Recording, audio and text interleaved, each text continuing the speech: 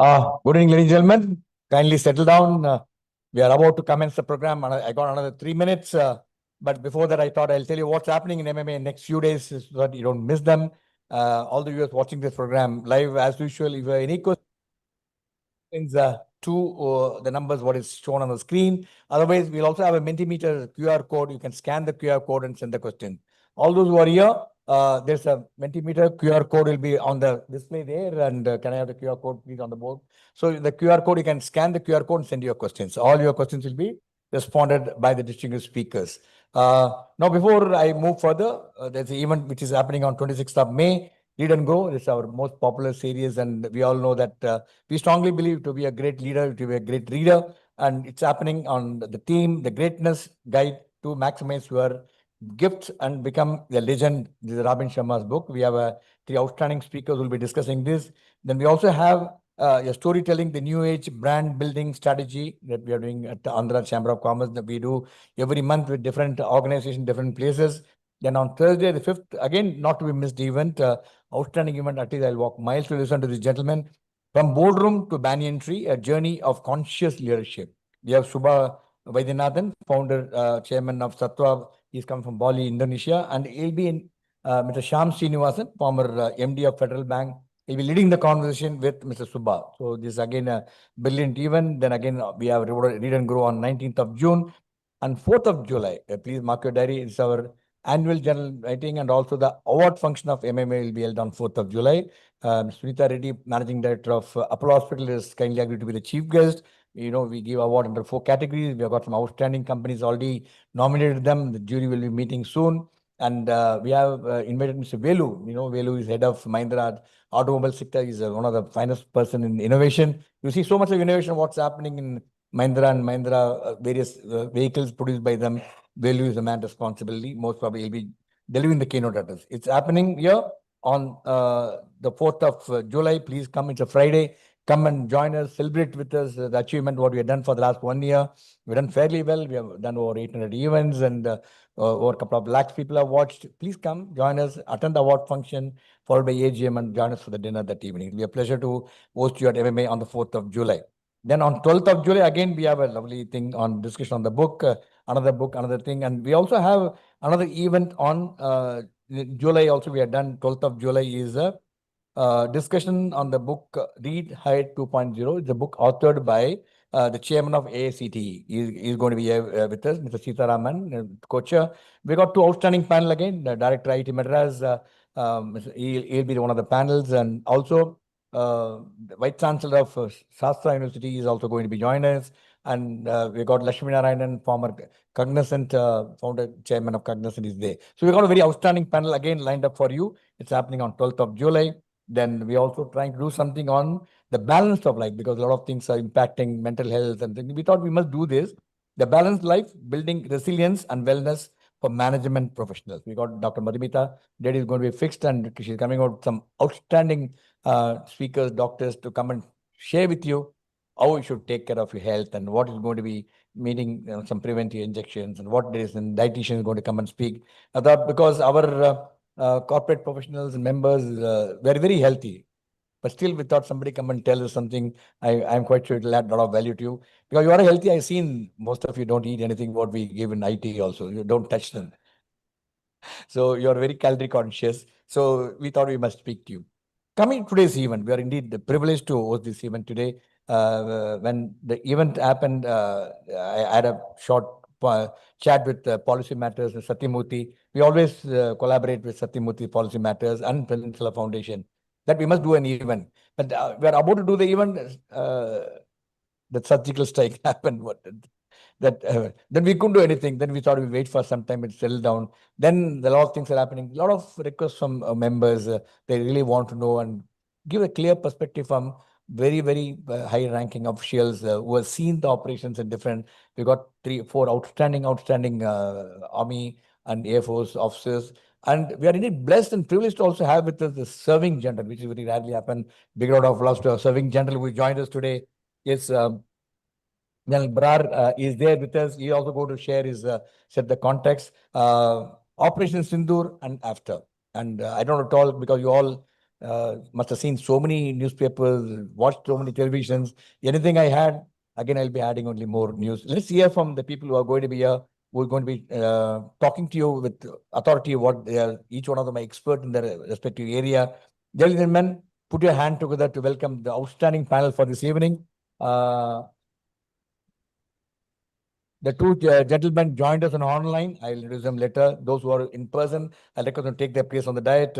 General Brar, who is a GOC of Dashan Bharat area, PVSM and AVSM. Air Marshal Matheswaran, AVSM VM, is the chairman and president of Peninsula Foundation. Then we also have Sivathanu Pillai, who will be joining us any moment, is on the way. And our president, Mr. Mali, president of Madras Management Association, Mr. Mali. Then we also joined online Dilip Sinha, IFL's former ambassador and permanent representative to India, United Nations. He joined us from New Delhi. Very warm welcome to you, Ambassador. It's a pleasure to have you with us online.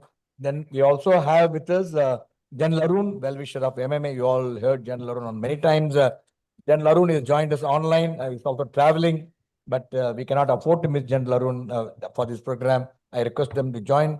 General Arun, PVSM, YSM, SM, and VSM, Indian Army, is joined us. And he'll be moderated by Matheswaran. He's agreed to share his insights as well as to moderate the session. The format of the program, I'll request now Mali, President of Madras Management Association. You know all Mali, and it doesn't need a formal introduction. I am Kyle and also runs CSM group of companies. Well-wisher of MMA. He is one of the rare presidents who have done a 2 tenure as a president of MMA. We could do a lot of things in MMA thanks to Mr. Mali's guidance and aggressive support. And now I request Mali to give a formal welcome address. Mali. Thanks, Vijay Kumar. You're being very kind. It's, I think it's MMA's, before welcoming you, I want to say it's MMA's good fortune that, let him come in. Yeah.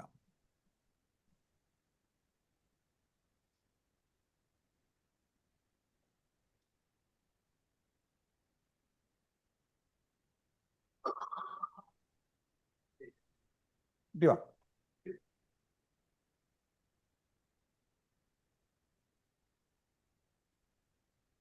Thank you, sir.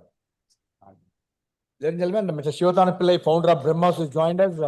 We'll be also sharing the thing. You know, BrahMos played a very crucial role. We'll be sharing with us how we founded BrahMos. Good evening, everybody. I think just in time, Mr. Sivathanu Pillai could come. Thank you, sir. It is indeed my privilege and honor and pride today. I'm a very proud man today to welcome each one of you to this very, very special and timely discussion on the theme Operation Sindoor and After, organized by the Madras Management Center in association with Policy Matters, the Peninsula Foundation and Quadrat and Stiftung. I must say that thanks to the leadership of Group Captain Vijay Kumar as Executive Director, we have had some fantastic events on the armed forces over the last few years. Thanks, Vijay Kumar. Apart from the fact that he's been at the Air Force himself, he's very well connected and is able to conceive these events along with his secretariat, I think. And you know what? He almost does it concurrently. As the event happens, we have an event. Thanks, Vijay and your team. We are privileged to have with us today an experienced panel of speakers, an illustrious panel of speakers, all of them having served at the front line, many of them, and experienced it being there. Firstly, Lieutenant General Bar, KS Brar, PVSM, AVSM, GOC Dakshin Bharat, a serving general. As Group Captain Vijay Kumar said, we are very, very fortunate to have a serving general talk to us on this occasion. Before the event, I was talking to him and asking him how the action was, and he said, it's a team. Thanks, Group Cap. Thanks, General Bra, for doing this for us. And I think he's been supporting MMA extensively. Thank you again. Marshal Matheswaran, another old friend of MMA and Group Captain Vijay Kumar, a renowned test pilot and currently chairman and president of the Peninsula Foundation, Chennai. Thank you, sir, for offering to moderate this for us. Mr. Dilip Sinha, IFS, retired former ambassador and permanent representative of India to the United Nations, joining us online from New Delhi. Thank you, sir, for taking the trouble for doing this. Dr. A. Sivathanu Pillai, Ph.D, DSc, founder of the BrahMos Aerospace, who brings a unique strategic and scientific lens to the conversation. Thank you. Looking forward to it, sir. And my dear friend, Lieutenant General Arun, retired PVSM, YSM, SM, and VSM, former Chief of Staff, Southwestern Command, joining us virtually. Thank you, Arun, for doing this for us. This event is a testament to our commitment to knowledge dissemination, leadership development, and civic engagement. On a personal note, when Group Captain Vijay Kumar mentioned it to me,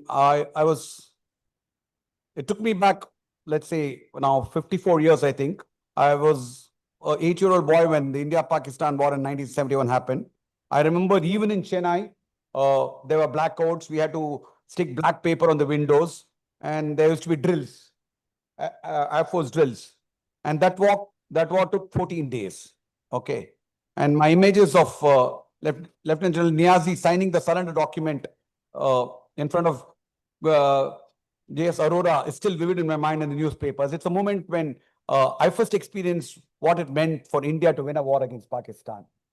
Fast forward to another 54 years later, this war lasted only 4 days.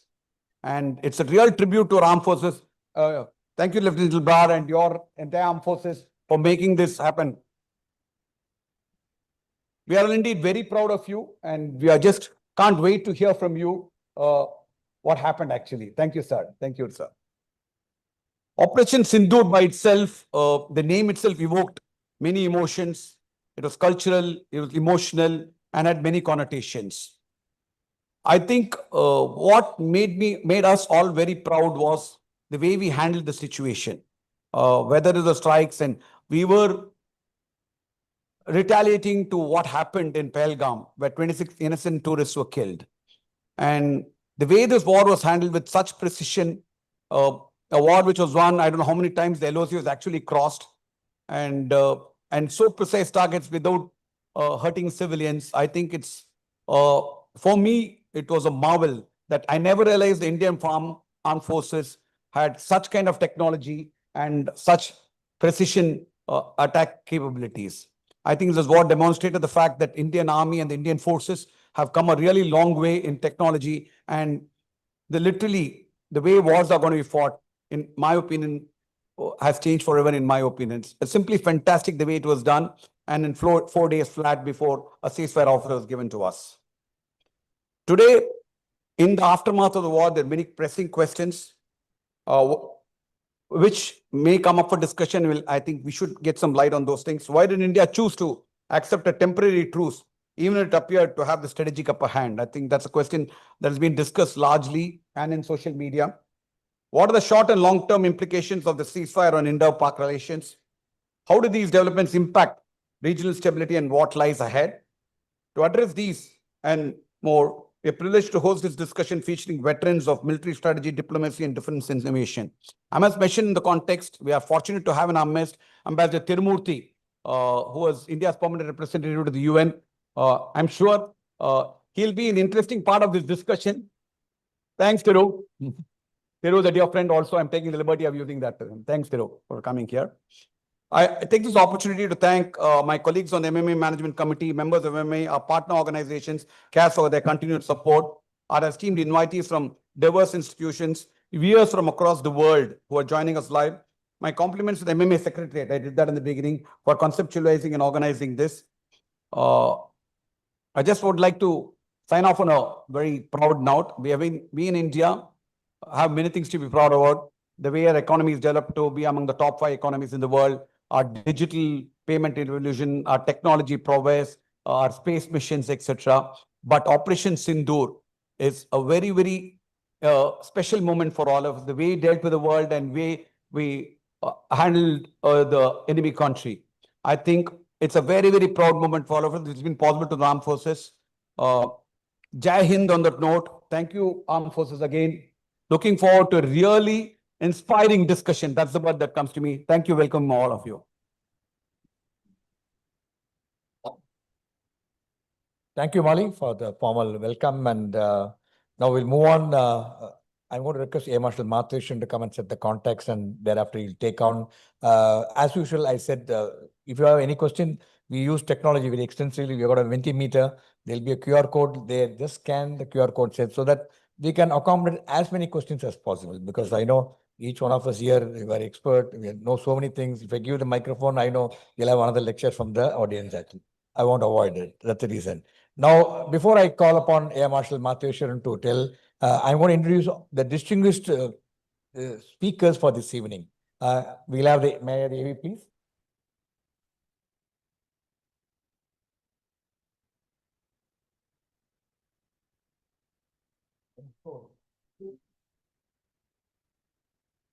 Lieutenant General K.S. Brar, PVSM, AVSM is the General Officer Commanding of Dakshin Bharat area since 15th April 2023. A decorated officer with nearly 4 decades of distinguished service, General Brar has held key commands across diverse terrains and UN missions. Former Director General Armored Corps, he led major tech projects like Light Tank and Swan drones. An M.Phil holder and IT-savvy leader, General Brar is committed to operational excellence and veterans' welfare.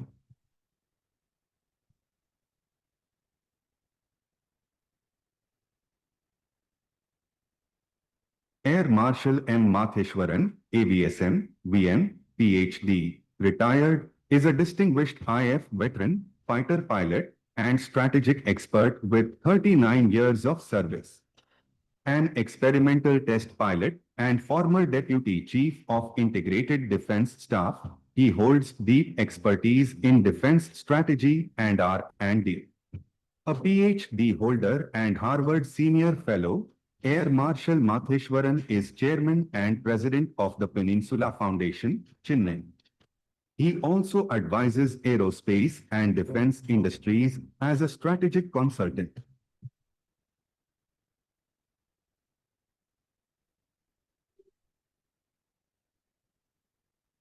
Mr. Dilip Sinha, IFS, retired, is a former Indian diplomat and permanent representative to the UN in Geneva, with a distinguished career in international diplomacy.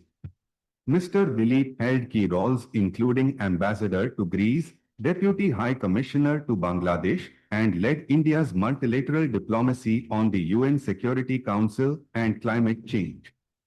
Mr. Dilip also served in senior capacities in Brazil, Germany, and the Prime Minister's office. A 1978 IFS officer, he holds a master's in political science from Patna University.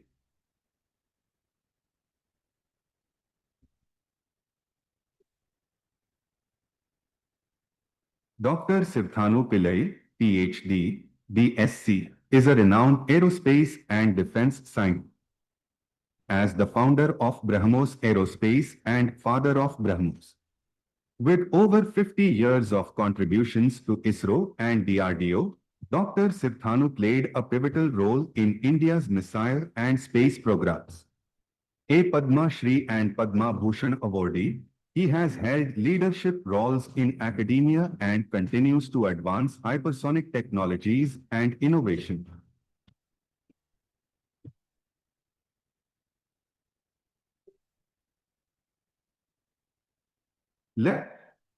Arun, retired, PVSM, YSM, SAM, VSM is a decorated Indian Army officer and strategic leader with a distinguished career in operational commands and UN missions. An IITG rank holder who chose military service, General Arun served as GOC Dakshin Bharat Area and Chief of Staff, Southwestern Command. A multiple gallantry and service awardee, he is passionate about leadership development and has conducted over 1,000 sessions nationwide. General Arun holds several postgraduate degrees across defense, management, and creative writing. Ladies and gentlemen, big round of applause to the brilliant panel we have. And I know when we use technology AI, I think they made everybody MD of Sundaram Finance. So fortunately, my senior vice president is not here. But he is safe. No issue. They're all, it's a mistake, typo, what had happened. But I must tell you, apology for the inconvenience. Now I request Air Marshal Matheswaran to please step forward, set the context, and also brief that the total format of the programs. Air Marshal Matheswaran.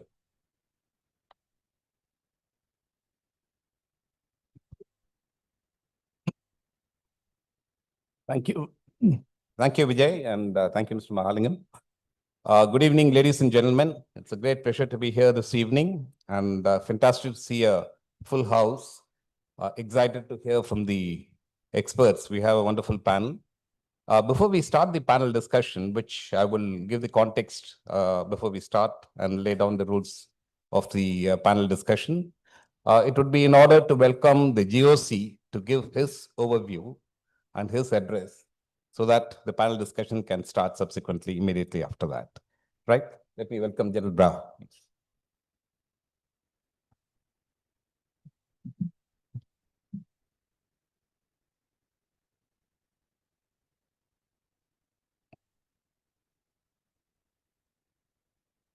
Jain, Air Marshal Matheswaran, Dr. Pillai on the dais, Mr. Mahalingam, and online Ambassador Sinha, General Arun, distinguished guests, and all members of the MMA fraternity. Firstly, I'd like to congratulate the MMA fraternity to organizing this event on Op Sindoor, which I think seems to be the first, at least in this region, apart from what we are seeing in the TV. So my compliments to you, sir.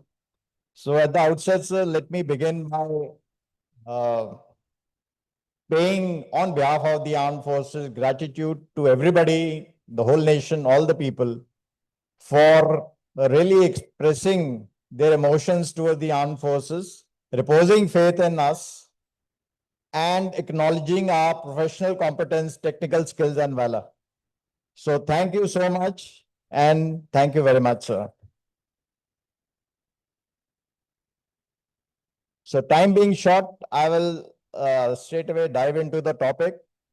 The last 15 days, maybe starting 7th May, 6th May, there has been a surfeit of deluge of information. So most of you are aware of a lot of things. So this deluge has one big advantage, that the nation as such has become aware of the importance of the armed forces. And they have realized then, with the changing geopolitical dynamics, the whole country is at risk if the armed forces don't perform. This realization only dawns when it happens to you, but there are examples many around. You can see Ukraine, what has happened to it. You can see Syria, Iraq. If you don't have strong armed forces, the nations don't exist. So that is why the emphasis on nation first, security of the nation. So that realization, of course, this media deluge, as I said, has done it. But then on the flip side, what it has done is created so much of information where it has caused, I will say, disfocusing from the real issue of what was the thing. So I'm going to just stand here for a few minutes, trying to refocus from the information generally available, because something which is confidential will, in any case, may not be shared, but to just put you on the line that what should be the thought and align with we as a nation, so that we don't think separately as this part of the state or somebody who's in some other part of the state or some other kind of affiliation. So coming to the the first Pahalgam, everybody saw that, the Dastardly Act. I mean, I will call it a wimp attack. No man, if he calls himself a man, kills somebody in front of his family. So the most coward people are the ones who do such act. So this was the escalation which Pakistan did. There is more than enough evidence linking, because all the weapons, all the communication, everything. So that, of course, is there, because I'm emphasizing it was initiated by them with a purpose. The purpose had three aims. lot of people were not happy with Kashmir developing, peace developing, lot of tourists coming, and it returning to normalcy. So you saw the moment this happened, everybody left. So who became the sufferers? The people of Kashmir. The second aim of this attack was to create a divide. That was the manner in which it was created. It was definitely, I don't have to highlight. So, of course, there was the expected reaction, but I think India is a very mature country and there are very, very wise people that they don't fall to such tactics. And the third aim was for the field marshal, or you want to call him a field marshal, to regain. That was the aim of Pakistan Army, to refocus, because internally they were facing a lot of this thing. So whenever they rally against India or Kashmir, so the whole country, whatever the problems are, they come together. So that were the three aims. The only miscalculation was done by, for dignity of the armed forces, I will continue to call him Chief of Army Staff Munir, was that he miscalculated the reaction, because they are very good in narrative building. Balakot would have happened, they would have said, they down one, we down one, and we all question everything. So you say, we are equal, so he will say, Pakistan Army is the one which has saved you from India. But what he miscalculated was what we did. What we did, there's been some videos, you're showing the satellites. Okay, you can start showing. A lot of things has been put up by the DGMOs and everything what has been done to Pakistan. We struck 9 terrorist camps. Now, heart of Punjab and Pak Army, Murid ke Bharpur. Striking there is like striking Chennai. That is the impact. If something falls right next to you, you feel something is there. You struck at every major city. That was the precise act on the terrorist camps or locations. The next day, it was told to Pakistan on DGMO level talk that you escalated, we retaliated, we don't want to escalate. So, Pakistan Army survives on this, that they're better than us, because they can fool the people. So now it was visible damage to the public, because what happens in Kashmir, it is not. So they fool the people to say anything or whatever they want to say. But then it was right in Lahore. It is Bhavalpur. It is Punjab, Pak Punjab I am talking. So, they couldn't hide it. So they had to retaliate the next. So they thought, the next retaliation, maybe India. We got the better of them on the next night. On the third night and the fourth night, they crumbled. They crumbled badly. They were finished. Now, what are the damage done to them? Some of the satellite pictures are gone. All their air bases were targeted, all of them. It is like targeting Bombay, Chennai, Bangalore. I mean, you name the big city, it was targeted, because all their air bases obviously are in cities. And if you target air bases, you target the hangars. Even if you have no information, the hangars has aircraft. Now, there is no official confirmation. Some information is coming out, but it is unconfirmed, so can't be quoted if I'm speaking. Maybe $3 to $4 billion worth of equipment or damage has been done. So, the number of aircraft, huge number. Something which, I'll quote TV, which was visible. The C-130, their advanced early warning system, there was a fuel tanker. Some of the aircraft are the West, some of the aircraft are the Chinese. And radars and so many other things. All this happened, and all this happened when in each of the retaliation, they couldn't hurt possibly even a fly of us. Our air defense stopped each and everything. They carried out a whole narrative, but I am from Punjab. And, you must have heard of Amritsar, Adhampur. I commanded that division, 15th division, which is in Amritsar. The GOC came on TV. I commanded it 7 years back. So I commanded it during Balakot.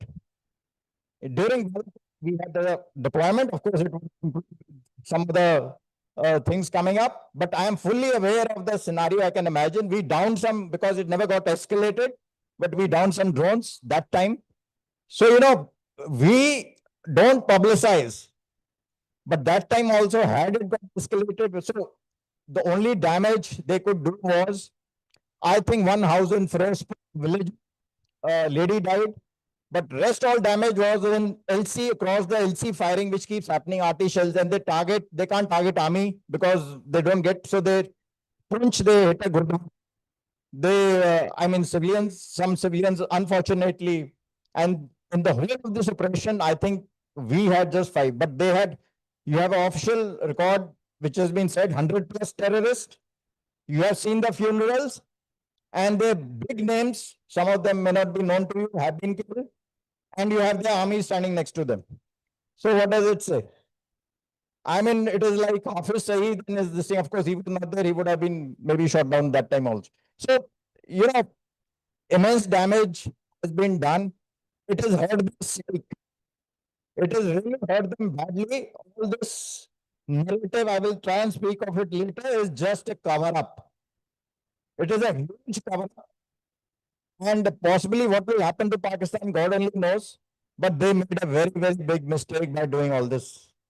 And they were surviving on telling the nation that we are the saviors, despite having lost every war. But that's how you make your public change and become naive, that they don't even realize that what is correct and what is not correct. So therefore, they have been selling this, but now definitely the public also knows. And what does Pakistan, I think everybody knows that, but to put it simply, Pakistan rules the country. They want to rule the country, so they have to have an enemy. So enemy is India. So they can't fight India conventionally. So what they do?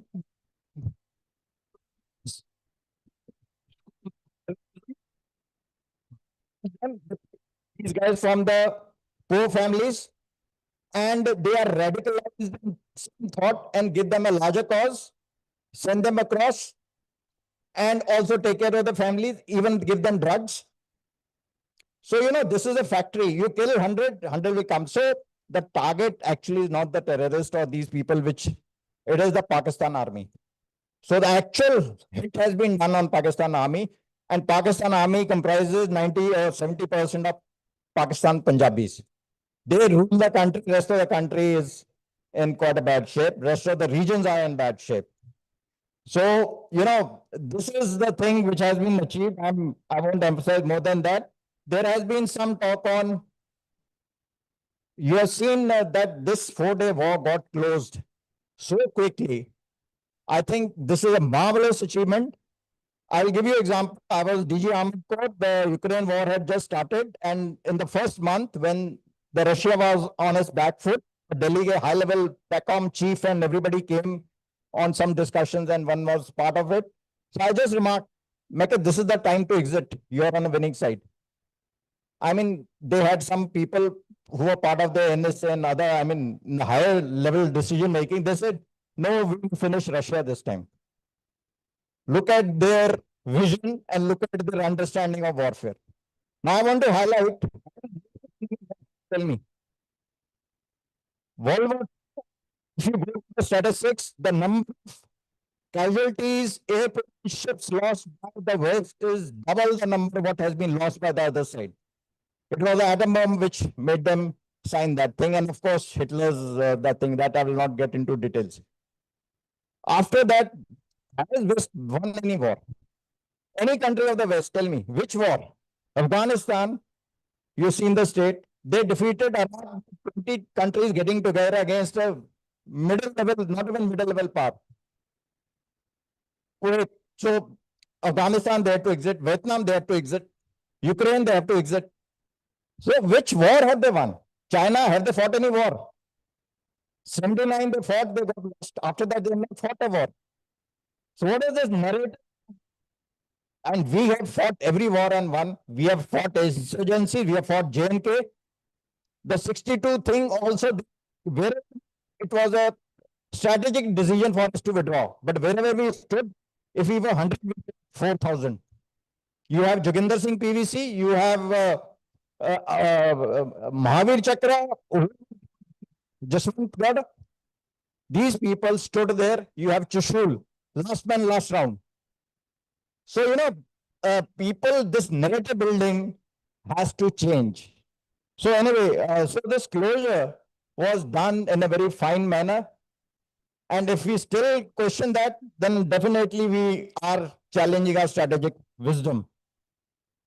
There are other lessons.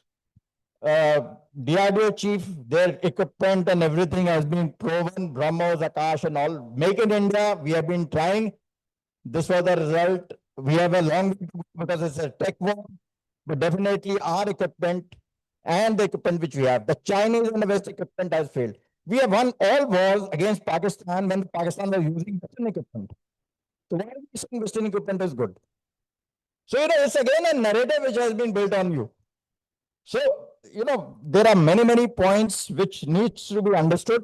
So the closure, when it happened, we have given a decisive action. We don't want, because we don't want to remain in war, because the focus is toward development. We have and there are a lot of people who need to be helped, there are a lot of people who need to be lifted. So that is the focus. Therefore, this action has given us a position of strength, whether you want to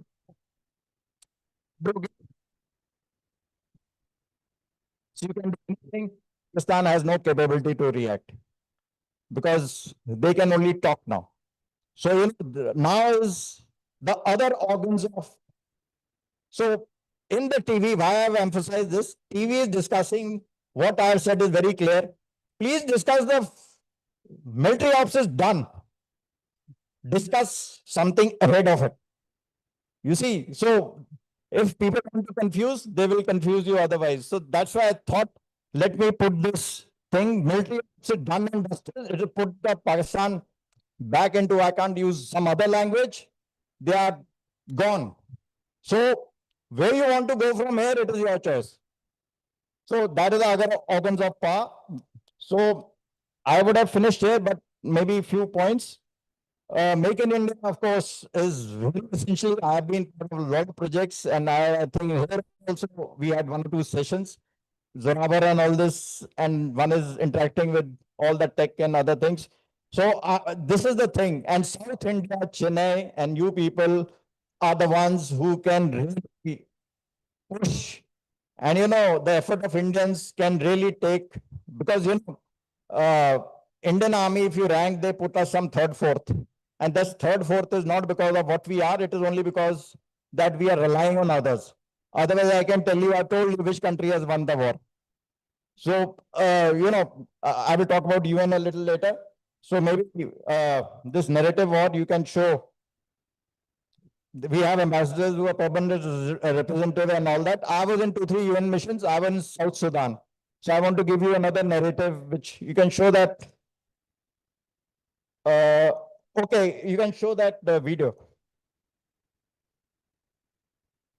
So this video I kind of proudly show. Coming up. I'm okay for time. Okay, I'm finishing. It's coming or no?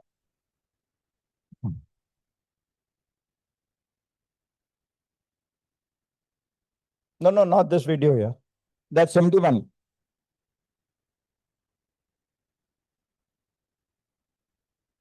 It's a surrender video of 71 war. And you can see they are laying down their arms. Yeah, you can see that. Okay, play that. This is the Pakistan Army coming down and laying down their arms. This is the Brigadier General who's removing his ranks. This is the biggest insult. The 71 war was the biggest defeat in the history. No war has created another country in 13 days. And why I proudly show is that 6 gentlemen sitting there is GOC of 9 who happens to be my grandfather. He is Major General Dalbir Singh, GSU 9 Infantry Division. That time. Okay, you can cut this. Show the next one. Okay, in South Sudan, I was the sector commander. We had Chinese with us. So, Chinese ran away. There was a rebel attack and they ran away. I'm just showing you this photograph. I don't know if you can make out. I marked Chinese. The Chinese are scared of Mongols and then they're scared of Indian Army 6 because the Opium War, the British Indian Army, which comprised mostly of 6, had really had them. So whenever they make their fun videos, they put a Sikh there. So that is how they relate with things. You see the body language of this Chinese. They're not fighters. They are businessmen. And they're scared of this Mongol guy who's standing next. You can see that the body language. Okay, the next show that news where it shows, because you have to show now evidence that they ran away. I tried to make it viral, but the Chinese are so good that they don't allow any negative news and they create a different news. Can you show that news? Yeah, just if you can scroll it. This is the Guardian News. Put this in Google. UNPC refused to help it. Chinese troops abandoned their post rather than engage in fighting. They ran away. Their ICB was hit. Then one had to take on the Ethiopian troops and some Indian company to stabilize the situation. Okay, so this is what they were done. So, okay, you can close this. So this narrative war, which is there, really has to change. As I have given you some examples, our media also, I think, our media, we are very good in deriding one side with the other. But I think, because I can give this example, maybe you'll understand. They were discussing Munir, but they were showing photographs, all media channels. They were showing Munir as if he has done a victory, standing on a tank, standing and talking and examining some equipment and walking as if they have not shown Indian generals and chiefs in that manner, our Indian media. You should have shown the satellite imageries of all this and discussed Munir. If they're discussing Munir, that why has he become a field marshal? Why are you showing photos which project him in a good light? Do you find any Western media doing that for India? We don't realize what we do. So, I can carry on. And last is, this is a moment of reckoning for the country.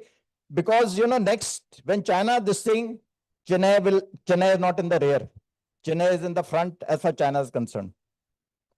Because, no, I'm not joking. Because even now, they have not done anything. These guys are looking at soft targets, the metros. And China, when you come from the Bay of Bengal, we have strategic installations. So, it is requires really a thought to everybody that security and importance of the security. And as far as the armed forces are concerned, all I can say is possibly the realization that a soldier needs, because, its self-motivation can't carry you. So larger respect, it is not tokenism.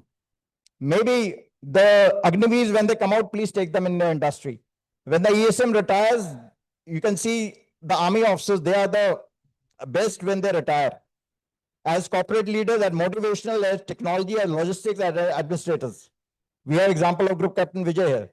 So, that kind of not tokenism by being Facebook warriors or Twitter warriors.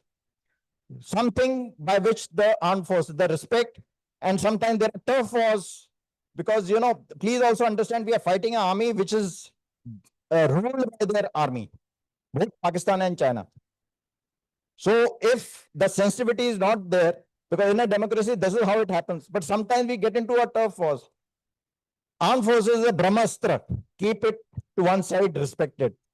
Don't compare it. People start comparing one organization. We compare with the world. You also compare. The corporate should compare with the corporate world. The CAPFs should compare with park rangers. Why are you comparing yourself with us? Any other administrative services should compare with the best in the world. Why are you comparing? We are the protectors. So we are a different creed. So that is all I want to say. Thank you and John.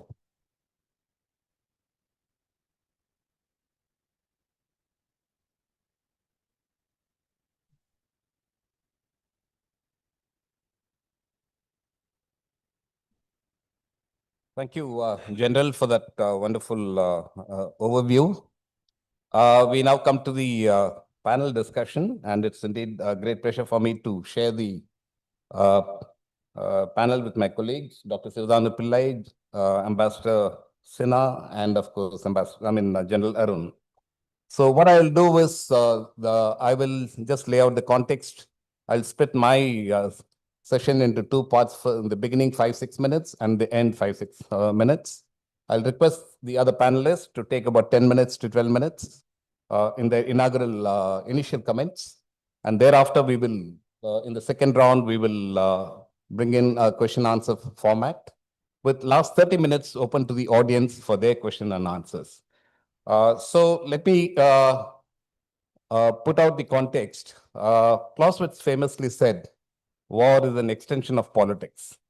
So this particular conflict, I don't call it as war because 2 or 3 issues were perfectly demonstrated by India in this conflict. One, it categorically demonstrated to the world and to Pakistan that terrorism is intolerable, absolutely cannot be tolerated. And therefore, we will use force to neutralize any support system that we have for the terrorists. That's one part.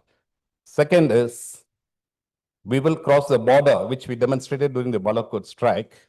And this time, whether we cross the border or not, we are going to strike inside you and wherever you are. And if that escalates, then I will demonstrate my ability to control the escalation. The most beautiful demonstration in this entire conflict was India's complete control of the escalation matrix.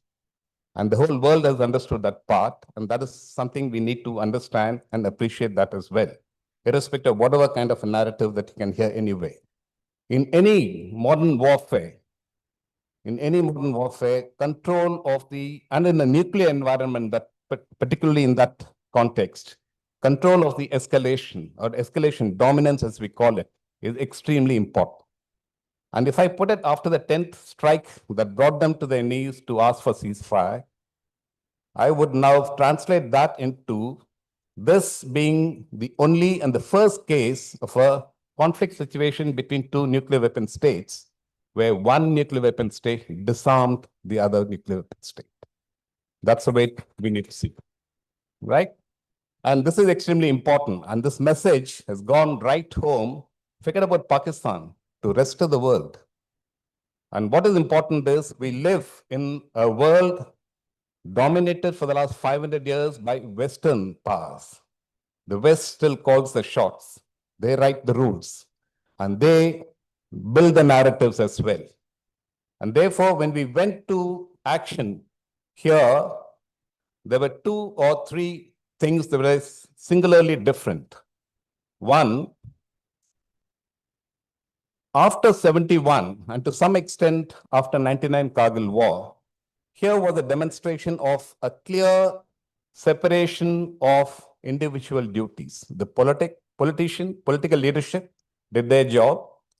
The External Affairs Ministry was in complete control, and they did their work. And the military was given complete free hand to do what needed to be done as given by the task given by the political leadership. And that's extremely important. So if you go back and visit 1971, one of the most best examples of a war conducted, and it is also a just war that was conducted by India and in the world history. And this was the pattern that evolved over a period of 10 months. Here we took 14 days. And I would say we also learned the lessons from Balakot experience that keep the narrative in your control or keep the escalation in your control. Narrative part, I'll come to it later. But that's extremely important. Second, there was a lot of differences between what happened in Balakot and now in terms of the military, particularly in terms of the weaponry and how that was put together. This was a singular demonstration of the impact of air power and also a fabulous demonstration of the jointmanship and put together by all 3 services. And the reach of the air power, when you have the right weapons, and when you put together an air defense system which is like an impenetrable wall, then you have the complete control in your hands. Second is, you were also able to penetrate the adversary's air defense system and penetrate at will. The 10th strike, everything happened in 23 minutes, and you were able to penetrate the air defense system completely. And if you look at the geography of Pakistan, it's far more compact, obviously, compared to India. And from 1970s onwards, they've had a good air defense system that keeps it compact and fairly well, defended and robust. They had a Siemens German system in 1970s. And then they now moved in with the Saab AEW systems. They had also got the Chinese replicas of the Russian air defense systems, which is S-300, etc. And more importantly, we started what's known as the Integrated Air Command Control System for India in 2005. And I was part of that development at that point of time. And we decided to do it completely indigenous way.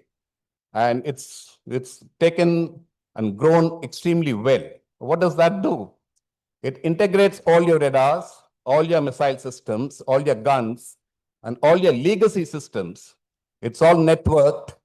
It's all in terms of networking. It creates a common air defense picture, a common situational picture. And you could actually now deal with air defense from any one geographical position to another end and correlate the weapons in that region without even opening out that radar and giving the inputs from another radar. So this is one of the most important one.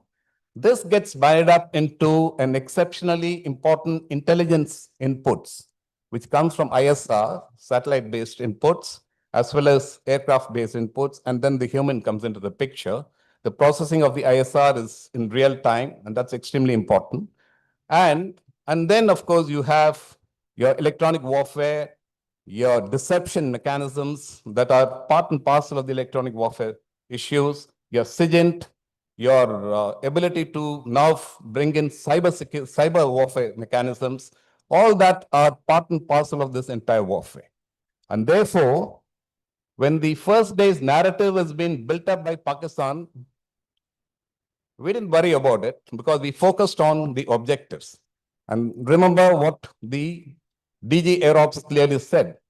In war, many things can happen, but what is more important is the objectives that have been given to you by the political leadership. Have they been achieved? That was what was achieved on 10th. So what was the narrative on the first day on 7th, after the 7th morning? If you had got taken in by that and trying to counter that narrative at that point of time, you would have been sort of distracted from your core objectives. And I think the Indian military did extremely well. Ignore that part. Yes, they are building a narrative. There are many other reasons why such narratives become acceptable to some people. So ignore that part, get on to the work and launch your weapons, not in response, but as part of your escalation control.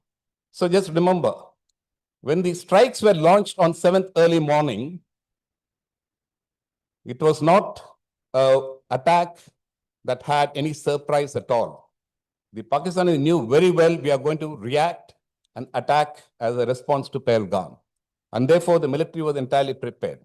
As I said, the Pakistani air defense system was quite well integrated. So for the 14, 15 days, their complete air defense system would have been active 24/7. That would also have a toll on the people who have been part of that entire process. That's a pressure point, right? So when you now launch your attack, they are ready for it. You think we are fools that we won't expect a J-10 to be operating and that they won't launch a PL-15? We are ready for it as well. But our weapon systems and our strike packages are focused on the target acquisition and destruction of the target. So you have large number of aircraft. And if I quote the Pakistani guy who's now the deputy chief is giving a briefing to all the international journalists on 7th afternoon or 7th evening, there are 125 aircraft in the air on that night. And you have any number of BVR missiles being launched. And this is also, he says, it's the largest BVR engagements in the air warfare history. Could be, but we haven't lost anybody. On the other hand, we've got all the 9 targets neutralized. Now, when Pakistan tries to escalate, we've broken through the air defense, we've defended ourselves, and we controlled the escalation. And when they now went further, we increased the pressure points. When they still wanted to go further using drones and missiles, then we've launched the BrahMos, which Dr. Sivathanu Pillai, who's the architect of the entire missile, will talk about later. Okay. And in 23 minutes, 11 airfields were immobilized. What does that show? That the entire Pakistan Air Force is the best military force of the 3 services. And that would have been on the ground if we had followed up that attack with a complete launch of a new attack. It would have been decimated. That's the reason they came on their knees for a ceasefire, right? So this is an important point that we need to understand. But this conflict, having brought it to an end, it also raises 2 or 3 very important issues. We have now a new doctrinal change. When the Prime Minister says that any future attack, a terrorist attack, will be deemed as an act of war, you're also tying your hands by saying, I have to react as for an act of war. What will that do? Think about it, okay?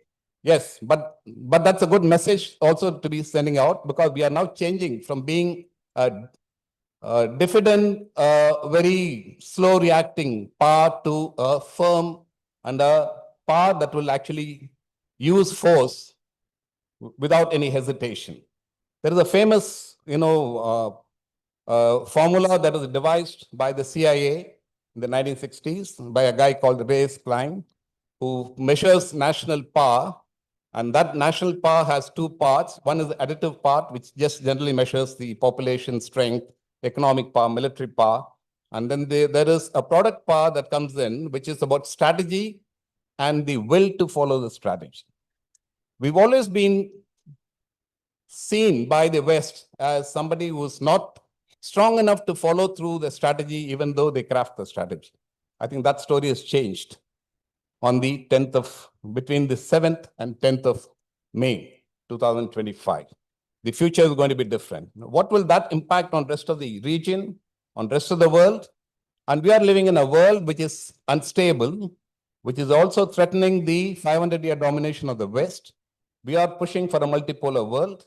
And these ramifications are going to have a different impact on many other areas. In the chaos and complexity theory, particularly in the meteorology areas, one of the scientists says, if a butterfly flaps its wings in South America, you will have an El Nino effect somewhere else, right? So that's the kind of an impact you are likely to have from this output, and how we follow through on this work that we've done on these 3 days subsequently. I will stop here and let me now invite Ambassador Sinha to give his initial comments over the next 10 minutes. And I would also place, just to give him an indication, three questions. One is, of course, as I pointed out earlier, the Prime Minister indicated a major doctrinal change when he said, from now on, any terrorist attack on India would be seen as an act of war. Does this make for a major change in our foreign policy? What are the ramifications of this change at the regional and international levels? The second one is, what would be the future of the Indus Water Treaty as India has suspended it and Pakistan sees it as an act of war? Similarly, with Pakistan suspending the 1972 Shimla Treaty, does it open the doors for India in its approach to POK recovery, and its position on the LOC? How will China react to these developments? And the third, final one is, India demonstrated the use of force decisively in 1971 and in 1999. But on both occasions, India acted in consonance with international norms or a Cold War superpower supporting us. But this time, the world is different. Could India have pursued Op Sindhu for a longer period with catastrophic consequences for Pakistan, or would there have been the threat of the UN Security Council acting against India? So all yours.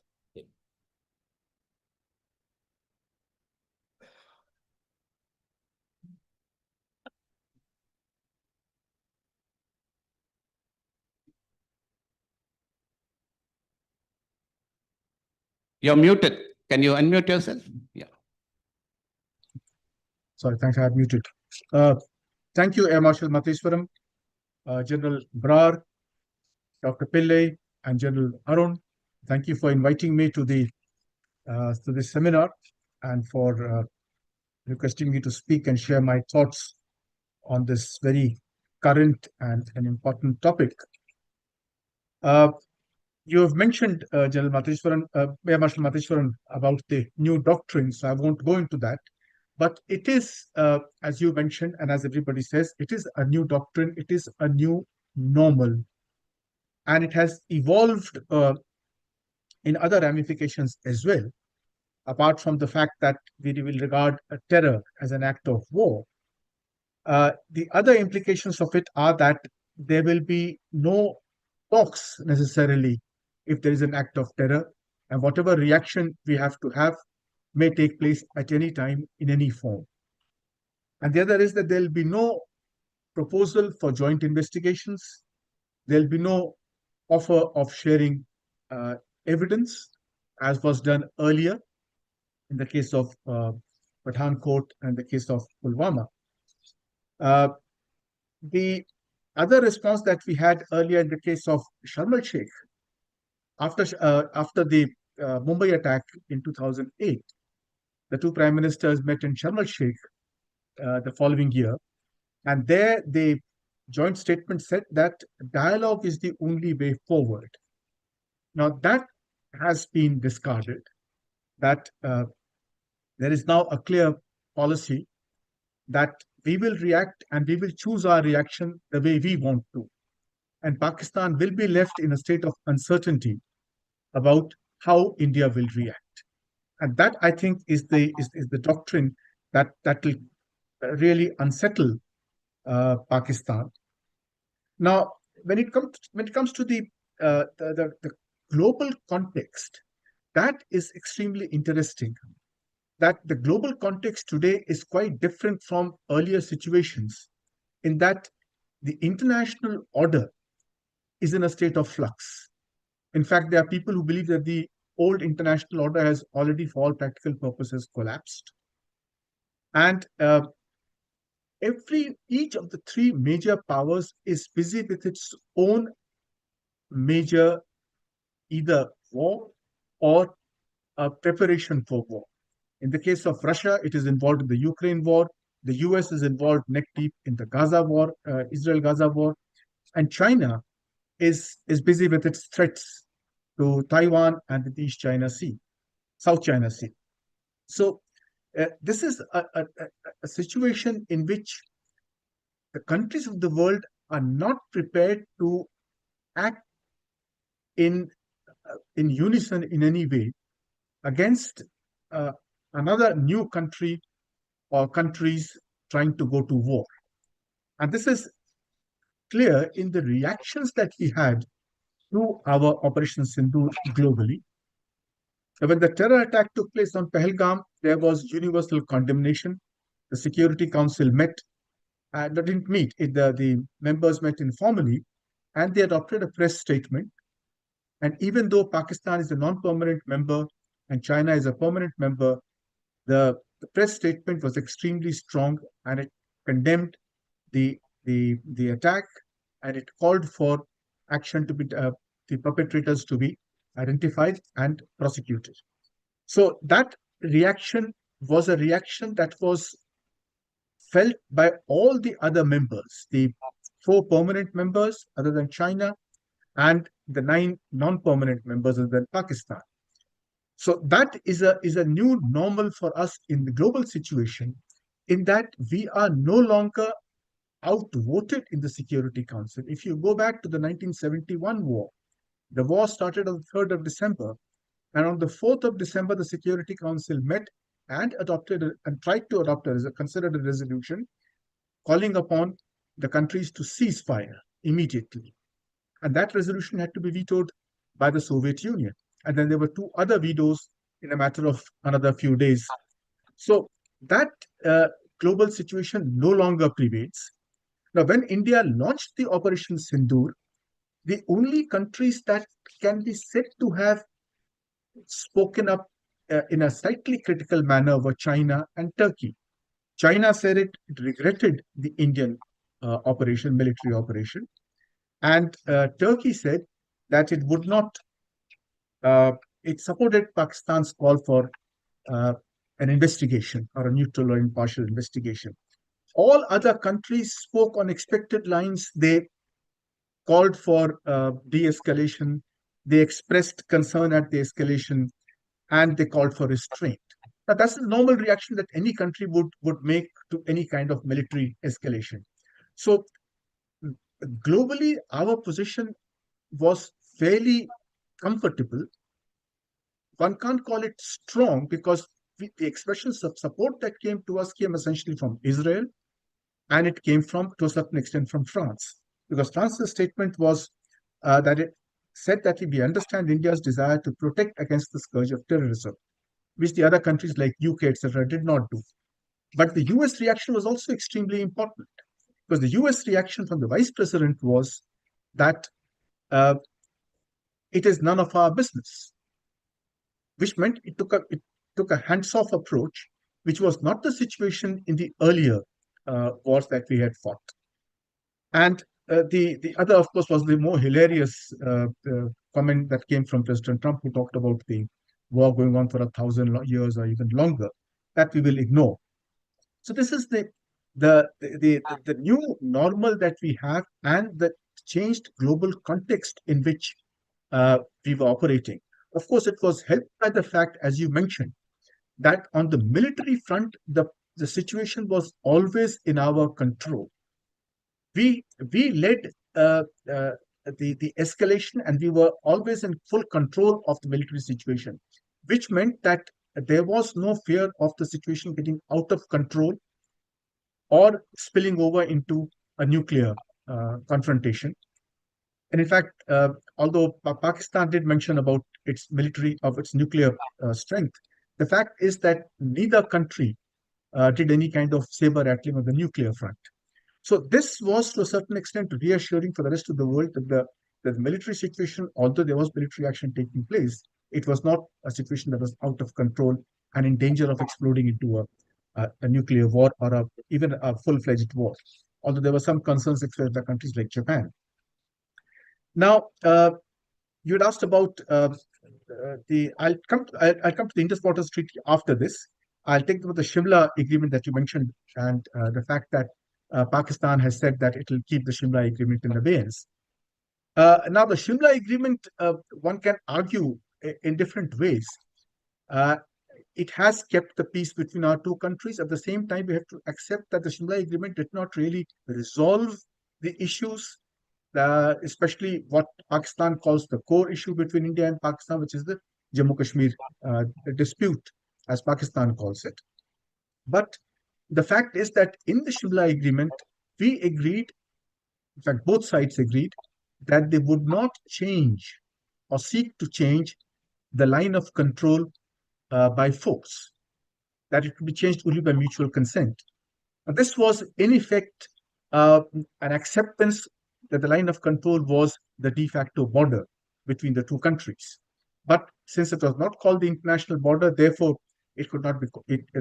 The final resolution of the Jammu Kashmir issue was left as a kind of an afterthought in the Shimla agreement. And Pakistan has picked upon this to say that the Jammu Kashmir issue still requires a final resolution for which dialogue must take place. But by keeping the Shimla agreement in abeyance, although they made essentially only one or two statements on this, and they have not reiterated that point later, because they realized that if they reopen the LOC and they say that they have the right to change it or we have the right to change it, then India, with its military superiority now, would be in a position to then take over militarily and rightfully what it claims. Because although India claims the occupied areas, India has not taken any military action since 1972 to recover that territory, which we rightfully claim as ours. Nor have we raised the matter in an effective way or done anything internationally to put pressure upon Pakistan to vacate that. So whereas Pakistan constantly raises the matter in the UN, our reference to Pakistan occupied Kashmir has essentially been in our general statements in the General Assembly, which is more as a statement of policy than a statement of proposed action by us. Coming now to the Indus Waters Treaty, this may actually well become the most lasting consequence of this 4-day war. Because this war, as we know, was essentially a demonstration of our capability and a kind of a knock on the head for Pakistan. But we realized from the very beginning that these strikes would not put an end to terrorism. But the Indus Waters Treaty, for those who have gone through the treaty and have seen it in operation over the last, 60, 65 years, it is evident that this treaty was extremely unfair to India. It was extremely one-sided, and we gave up far more than we should have, either in terms of our fair share of the waters, and we did that without there being any international law on the sharing of river waters. Now, when you look at the fair share of water, what we got were the three rivers, what is called the eastern rivers, the rivers that flow through Punjab, starting from Himachal, going through Punjab and flowing to Pakistan, the Ravi, Jhelum, Satluj, and Beas.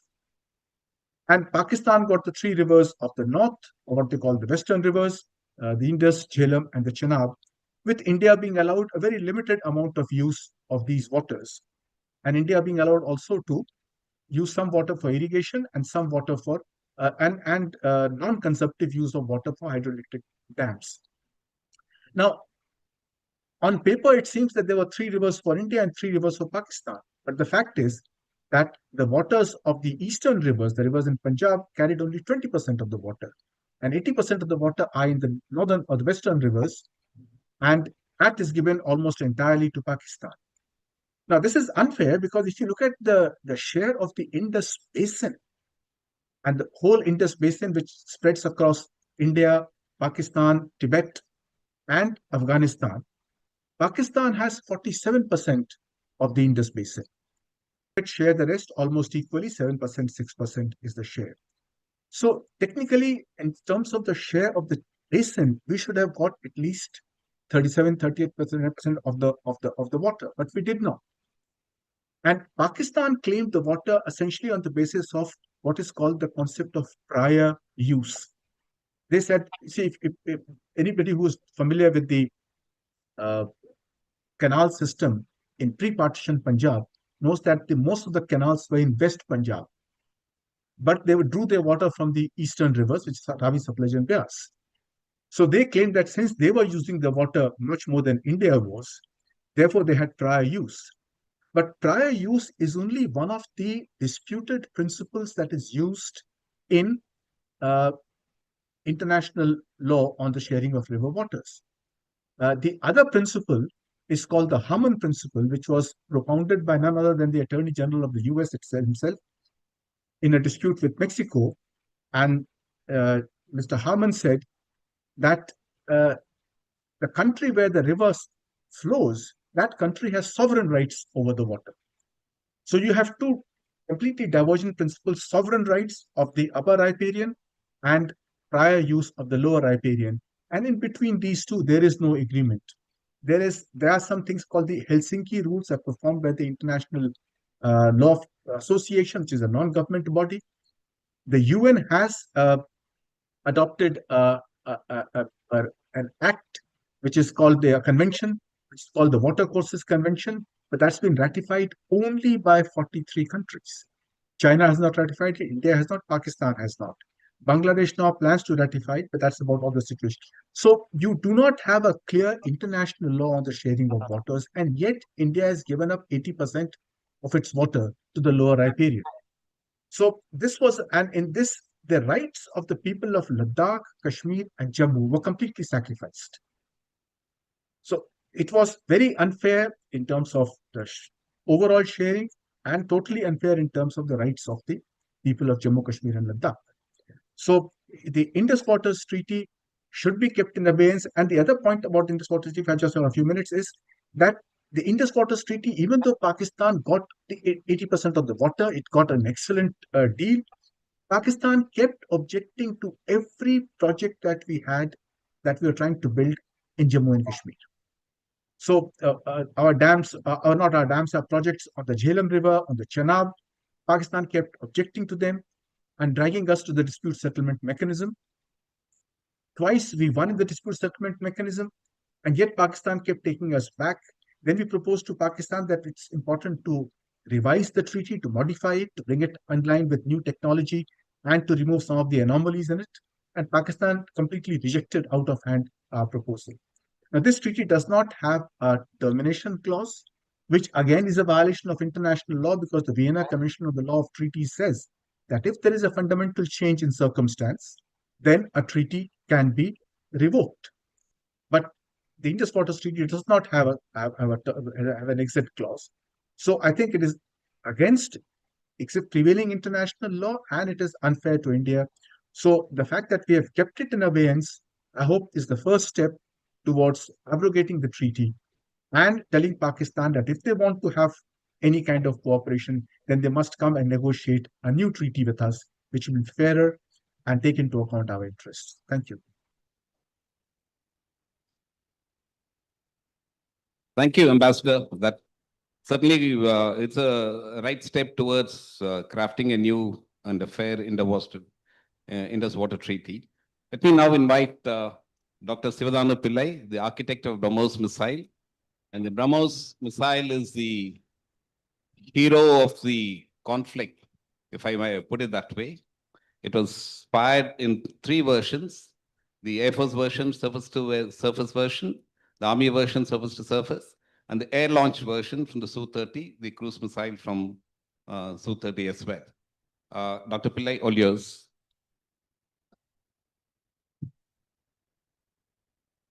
Good evening to all of you. Respected Air Marshal Matheswaran and the panelists, President of MMA, Mr. Mahalingam, and Group Captain Vijay Kumar, who prompted me to come here, and the distinguished guests. Greetings to all of you, because we are all very happy that we have done a good job.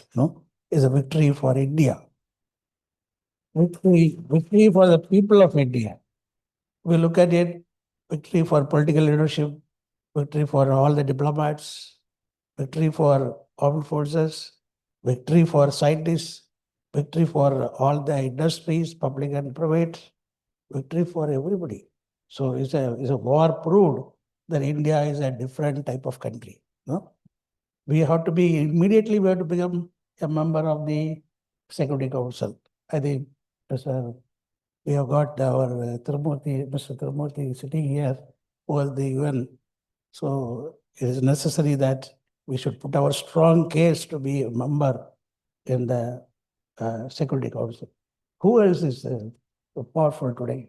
We are the only country who can give peace to others, or propagate peace to others.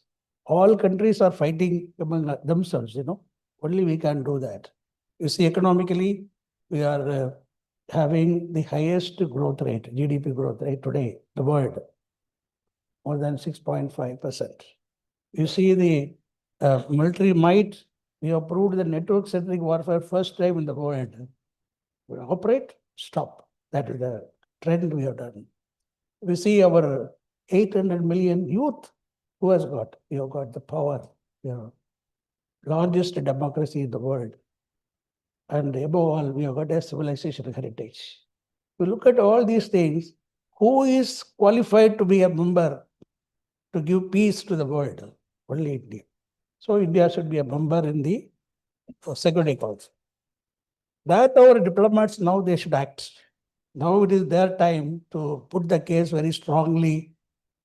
Of course, Mr. Putin was telling again and again, he is supporting India to be a member with veto power. He said that. When he visited BrahMos, he said that. So now, This operation is a very demonstration of the power what India has got. Strategy, quickness, decisive, then the stopping the war in the right time. That's all shows our maturity of thinking and undertaking a war of this type. No panicking. Our armed force in an integrated way. This is the first time you see all the forces joined together, an integrated way. We demonstrated integrated warfare. There is a knowledge-powered warfare, AI-powered warfare. We have done that. So this is a very, very 600 drones came. 600 drones. We demolished them. So like that, the war theater was dramatic, and we have proved our might. Now everybody has to learn from us. The big powers, they have to learn from us.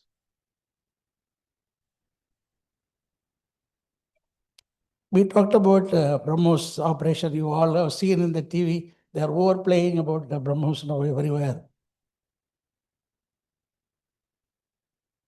So it's, Dr. Abdul Kalam, he started in 83 at IGMDP, Integrated Guided Missile Development Program. So there he conceived 5 projects, named them Prithvi, Agni, Akash, Norgan, Trishul.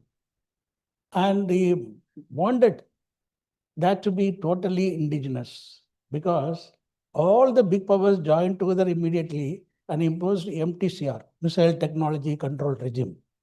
What does it mean? No country will support us. They all joined together, promoted by America first, then all other countries joined together, that bandwagon, all joined together, said we will not give any support. No support came. So Dr. Kalam said, we don't want support, let us make it. What is needed is, what we make should be top in the world.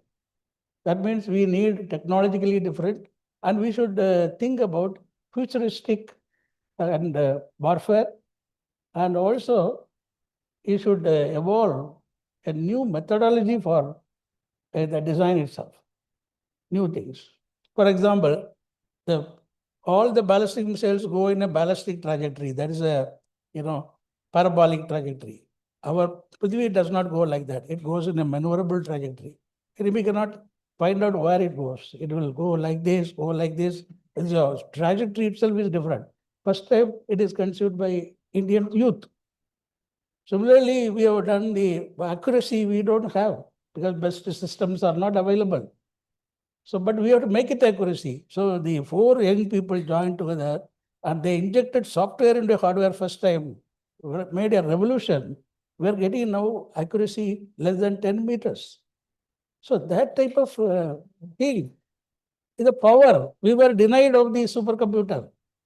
That Dr. Kalam went all the way to Washington to tell them give one supercomputer, create something. But they didn't give. They gave only lunch to him. So he came and he told, so we are helpless. So saying, young people joined together and said, no, we are not helpless. We will make it. So in 2 years, 14 young scientists, they have made a supercomputer which was 20 times faster than the CRAXM. And each of the design of our Agni shape, which was, you have to do that shape because we don't have a hypersonic facility to test it. We cannot do the re-entry, but we have to do everything by software. That's called computational fluid dynamics. We did that. And for each of the shape, there is 1 lakh grid points which have to be analyzed. With the usual computer, it was taking 9 days. With this computer, what these people have made and the software developed by Indian Institute of Science, we could reach less than 5 minutes for each. From 9 days, we came to 5 minutes. This supercomputer was the evolution. That was the first time a supercomputer was made, even before Param. And now we are talking about petaflop computers, quantum computing, we have gone much beyond. What the world is doing now, we are doing. We are doing 6G. Like that, anything you take, we are in that stage. It is not that India is already a developed country, except that few pockets of poverty is there. We are very much advanced. Our scientific talents have been proved here. If you see that operation, our talent has been proved. So this is what Dr. Kalam did. Then we launched Agni successfully. 89 and 92nd launch was there. There was a problem. Then he put a committee with me as a convener. We found out the reason and then we succeeded. Then he said, okay, now we look at the scenario today and technologically, we are behind others. We are fourth country, fifth country, sixth country, we are saying. When will we become first country? Like that he thumped. And he told, you take a break and come with an idea. So he sent me to Harvard in 91. So 91, when I was Harvard, that was the time the Gulf War was taking place. That gave me a clue because the more than 500 Tomahawk missiles were launched by the Americans, quietly coming and clearing of all the air defense systems of Saddam Hussein. Then they bombed. So cruise missile is the one which can go down. It doesn't fly up, flies low. Radars cannot pick up. Go and finish off all the targets before the enemy wakes up. So this gave the clue that we should introduce cruise missile into the thing. And also that time Patriot was used. So I gave 2 points to him. One is we should have cruise missile, and another one is defensive, ballistic missile defense. So he said, you come back, then we will work out. After my coming back, we started thinking about how to do it. He gave an idea. You see, cruise missile is a new baby for us. You go to Russia, because you are already working with them. We were working on underwater technology, we were working with them. So he said, you go and find out from them whether they have got any cruise missile technology which they can share. So that was in 91 onwards, I tried, 91, end of 91. 93, they came to us. So they showed me the engine. This is the supersonic engine developed only by Soviet Union. No other country has got. If you use this supersonic, your missile will be supersonic missile. Why do you think of cruise, just a cruise missile? Think of a supersonic. This is what Dr. Effermo, Director General of the NPOM, he was advocating supersonics. So then we debated, and then Dr. Kalam formed a committee with me there to further discuss and then work out how to get the technology transfer for the engine. Finally, we landed not technology transfer, a joint venture. So they will give the engine, because if you take the technology transfer and try to do, it will take time.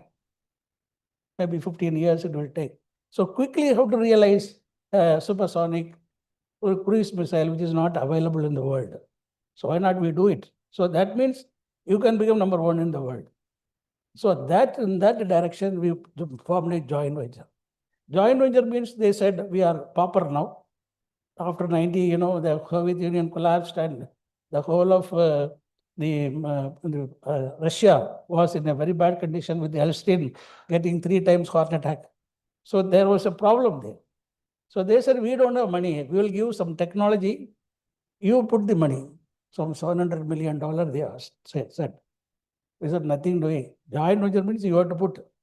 So 50-50. First we started with 50-50. But you have to put. They said, we don't have money. We gave an idea to them.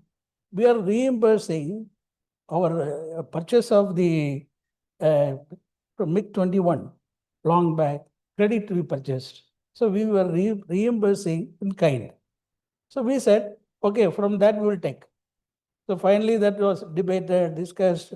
It took 1 year between them. I had to go 100 times to Russia to stand before them. Finally, we got it through. So then the percentage question came. Finally, they agreed for the 51, 49, 51 for India. For them, 49, they agreed. But I did not agree to that. So Dr. Kalam said, let us go and meet Narasimha Rao. It was in 95, I am talking. So Narasimha Rao was Defense Minister and Prime Minister. So in the afternoon, after his nap, he was very fresh. So that time we knocked at him. So Dr. Kalam presented what is the joint venture, we are thinking all those things. So he was very patiently hearing. He doesn't react. He is the president who doesn't talk but thinks. The Prime Minister. Okay, so then in between I said, sir, this will make India #1 country in the world, I said. That time he was looking like this. So face changed, So you are imagining, he was trying to criticize me. Then I explained why we are number one. Then he said, so what do you want? I said, you make it as a private company. You are giving money as a government fund, but make it private. I cannot work with this finance and other people. Procedure will take time. I want to have my own procedure. So what do you want? 50.5 for India, 49.5 Russia. So this immediately agreed. It's a new experiment. You do it.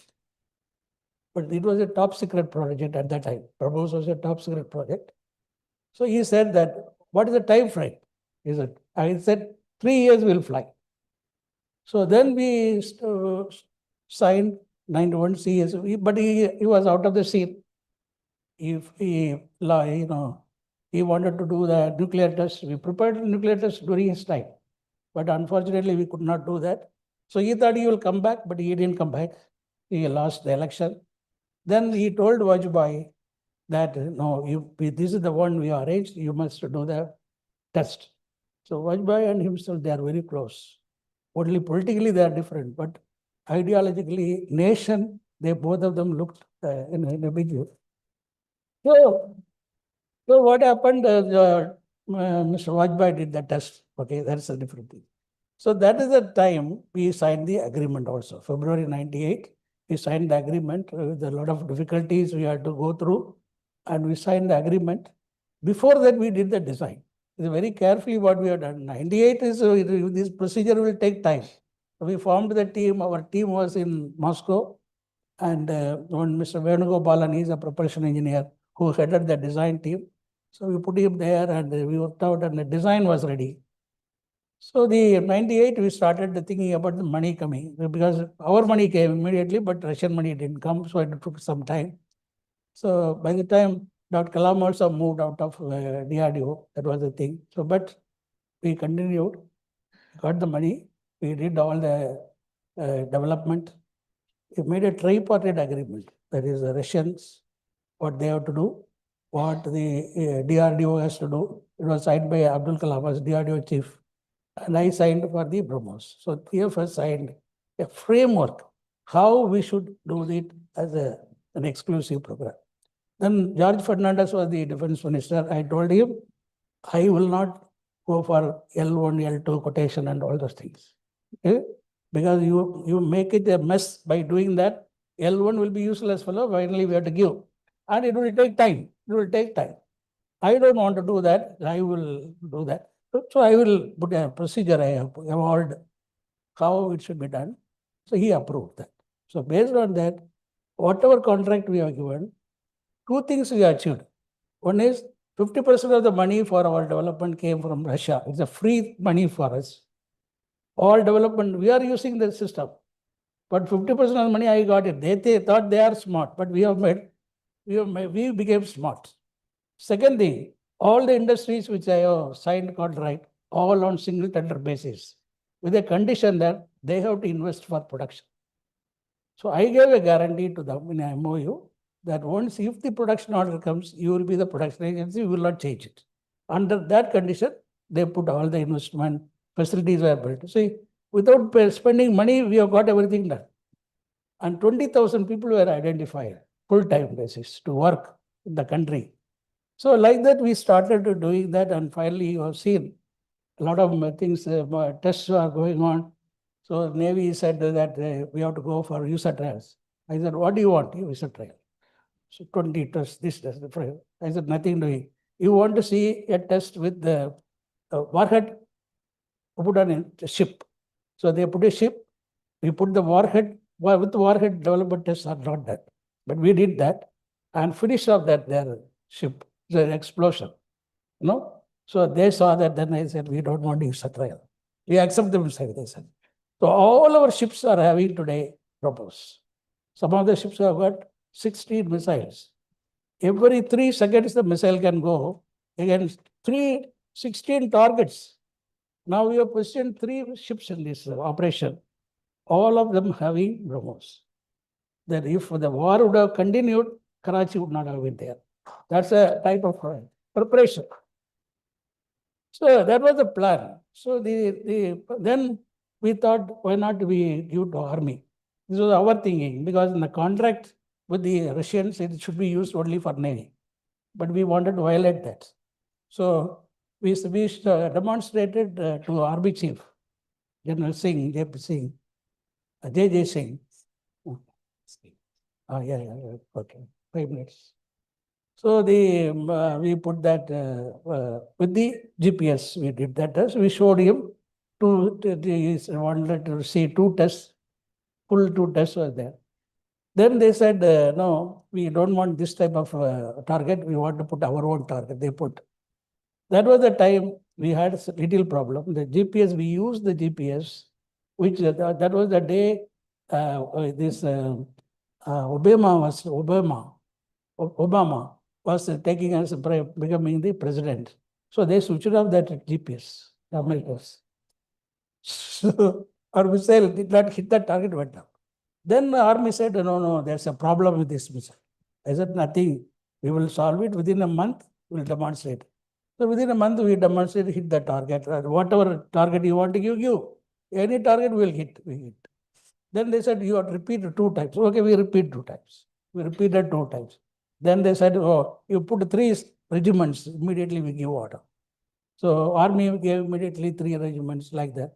Then we wanted to do it for Air Force. So Air Force, this is a heavy missile. So we wanted to make it a shorter, a little weight less, because this 3 tons, we made it to less than that, 2.5 ton. 2.5 ton can be carried only by Sukhoi 30, and only 1 missile to be done. So then the Russians said, if they don't have this system, the air system. So they said that we will make the air system, we'll demonstrate that. You give $250 million to us. So when they said that, our people thought, what is this? These people are trying to ask, they will modify our own Sukhoi, they will do everything. The reason is, Sukhoi design details are not available with HAL. So the people, when we do any technology transfer, this is what we should see. We should get full technology. Half technology if you take, is a problem. Then I said, I will get that design. He took 2 aircraft, completely instrumented, did all the types of flight regimes, and characterized to this one. Finally, I gave a design document. They said, mission control is the control, that what they use for the computer. That has got their software. You cannot do anything. You cannot put a missile there. We modified the software. We decoded the whole. So like that, we started doing. The Russians were very angry with us. So the Russian president, Medvedev, told our Prime Minister Manmohan Singh that these guys are doing something. It should be done only by the Russians, not by Indians. So then I was told, you pay $250 million. That's not much money to do it. I said, no, I will not do it. Prime Minister instruction to that we should work with the Russians. I said, this is an opportunity for us to demonstrate that we are capable. So then they asked how we are capable. Then I told all these things, how we have done that design, how we have done HAL coming up, all those things, we explained everything.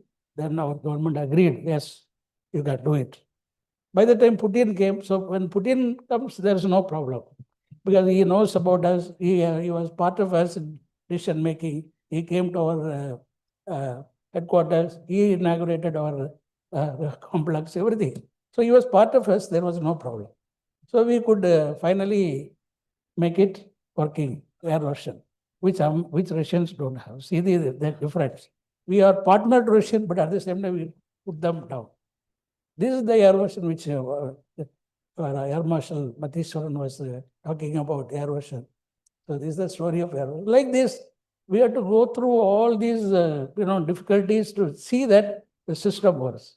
Finally, if you see, the 3 things are there. Precision. You have to hit the target. We wanted only 0. No 1 meter. 1 meter they are saying no. 0 CEP. Circular air probability should be 0. Second thing is speed. We are the fastest cruise missile in the world today. Speed. Then kinetic energy. Because of the speed, velocity, energy is half mv square. Velocity square. So we are 9 times superior to Tomahawk. You know, so that is how the whole thing, you go there and you will see only destruction. So when we were, I will take 2 minutes. Sir. Okay. When we were showing these different exhibitions, one exhibition, the Pakistan delegation with one general came. So they thought first hesitated, but they started asking our people, it is in Abu Dhabi. So the general wanted to know something. Our people could not talk to him, he is Pakistani. So they said that our MD will come and talk. So I went there. So he asked, what is this? What is the seeker? How do you home on? All tricky questions he asked, I answered everything. Then he said, this is a fantastic missile. You should not sell to others.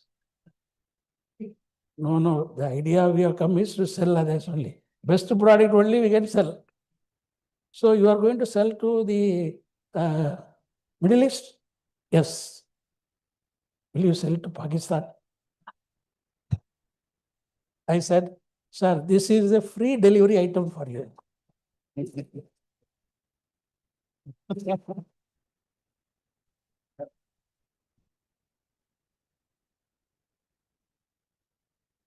So I have written all these things in my book. There's a success mantra of BrahMos, one book is there, forwarded by Abdul Kalam. There, that book, where is our friend? Sir, please show that book, sir.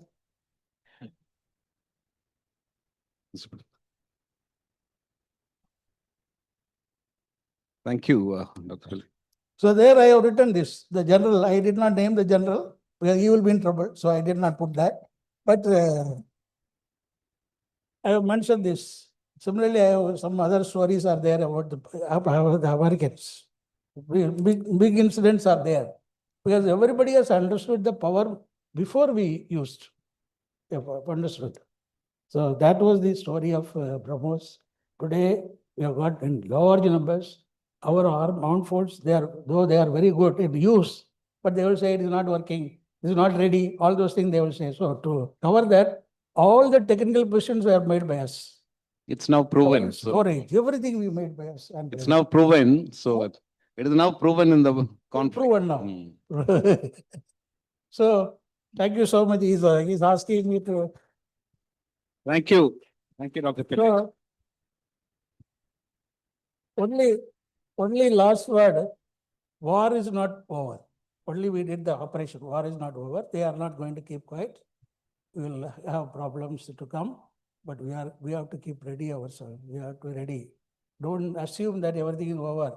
Now we have to be very conscious of the situation and we have to prepare ourselves. So BrahMos will be there in large numbers, no problem. Thank you. Got five production centers today. Thank you. Production centers. More than 20,000 people are working.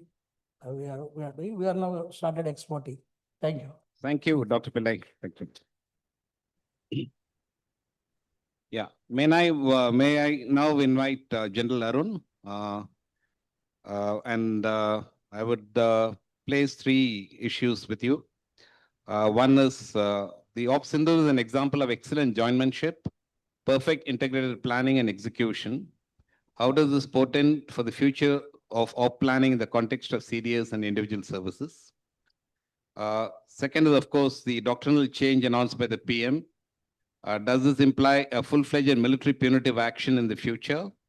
What does this imply for our future military strategy and the escalation matrix?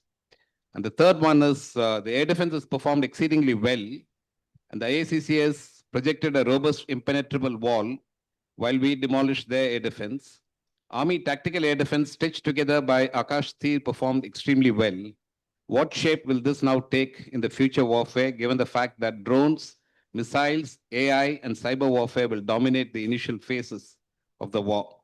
Will our approach to China change with this experience? Arun, all yours. Yeah. Jain, Vanakkam, and thank you for this opportunity. It was fascinating listening to the 2 preceding speakers. I'll start with the ambassador.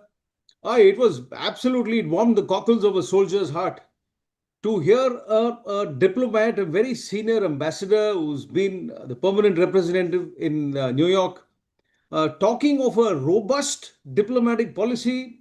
It is music to my ears. Abrogating the Indus Water Treaty, brilliant. It is as muscular an option as diplomats can do. So thank you very much, sir. May your tribe increase. Thereafter, Dr. Pillai, it was absolute pleasure. I am willing to sacrifice my time to listen to you speak for some more. People like you make India possible.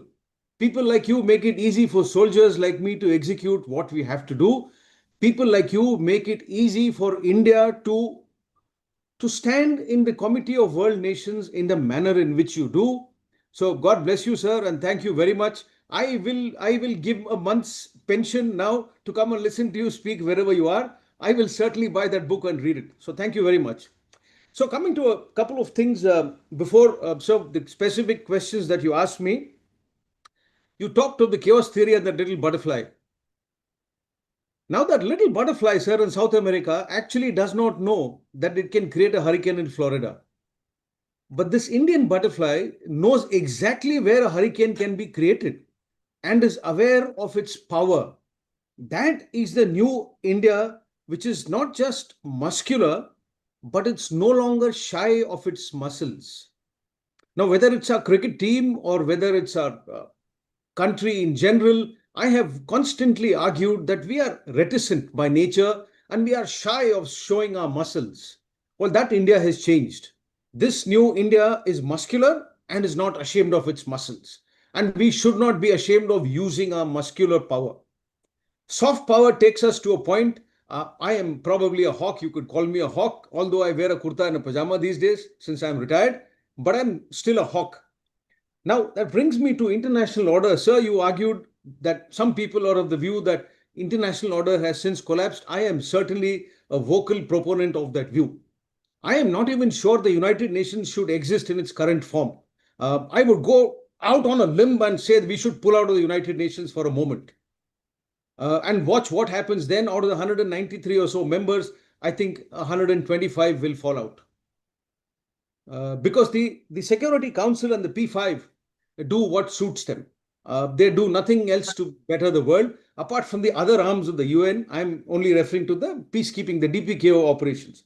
Now, that having been said, sir, the Prime Minister made those statements, and what are the implications? I'm clubbing all your three questions, sir, into one. It's quite a challenging thing because I have just 30 seconds to do that. So, political objectives. What did we gain from Operation Sindoor? Tremendous gains. Politically, we clarified what the cost will be to Pakistan in a case of a similar misadventure.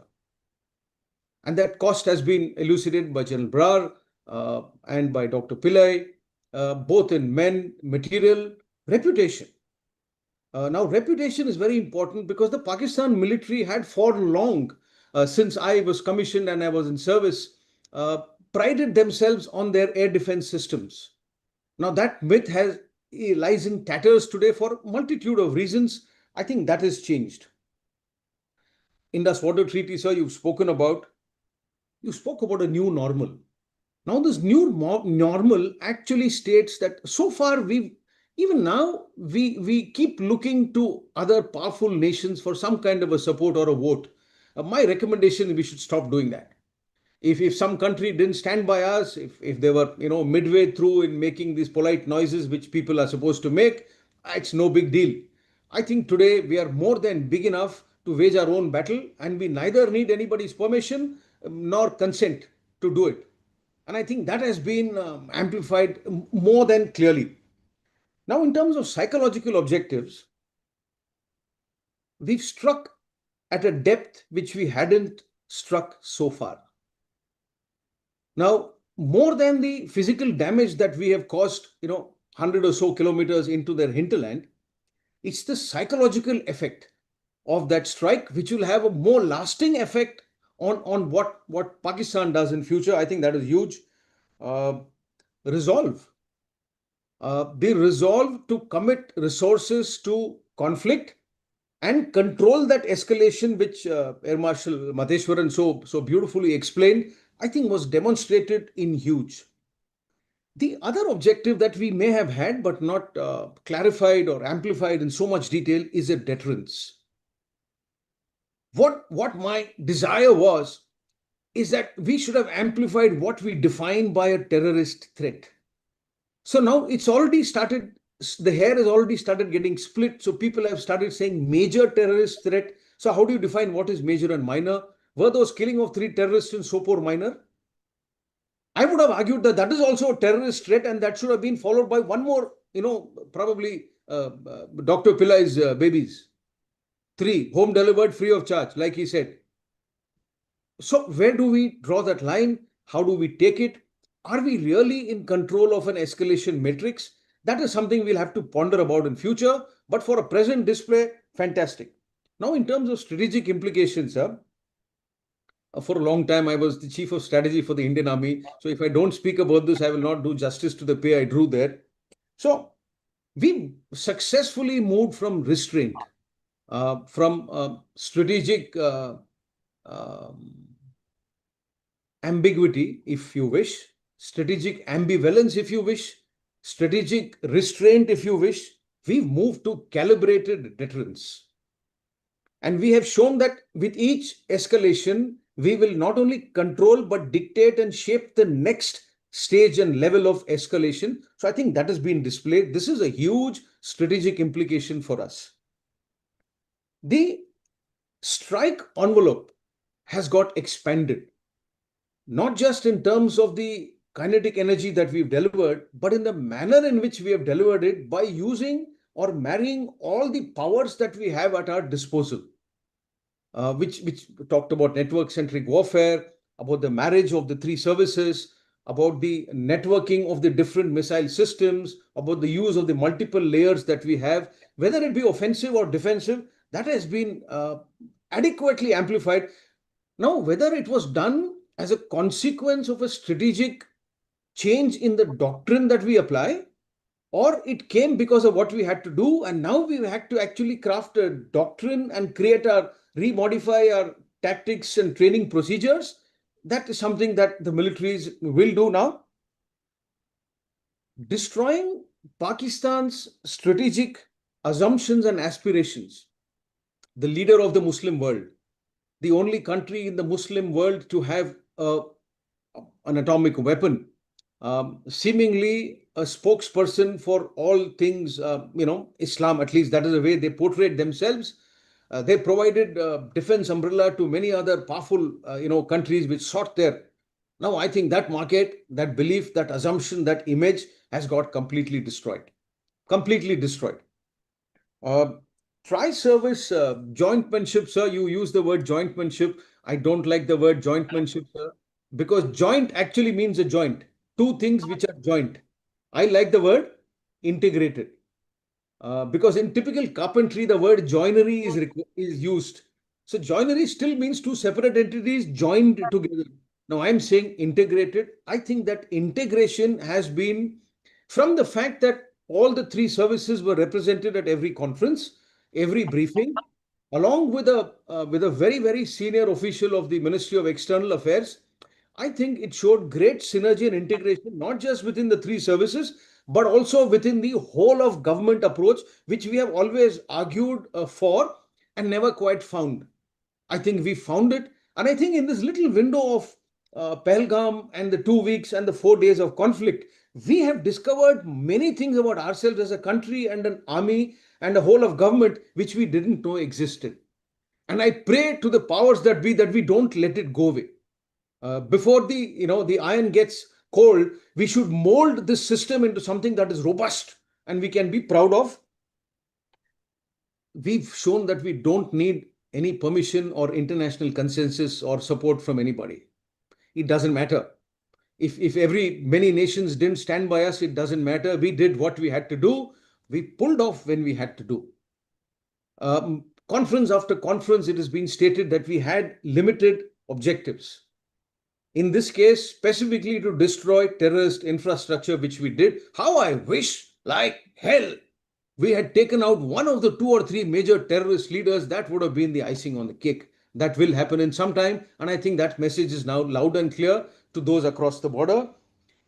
One last tactical implication for us which may unfold.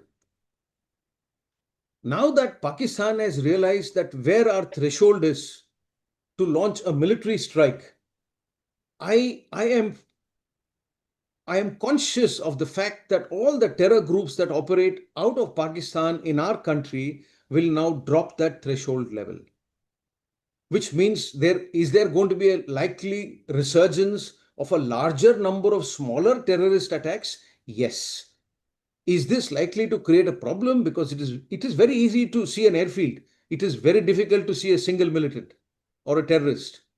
So that is something we need to be conscious of. And I'm sure the parts that we are working at all of this. So last question that you asked was about the air defense umbrella and our implications.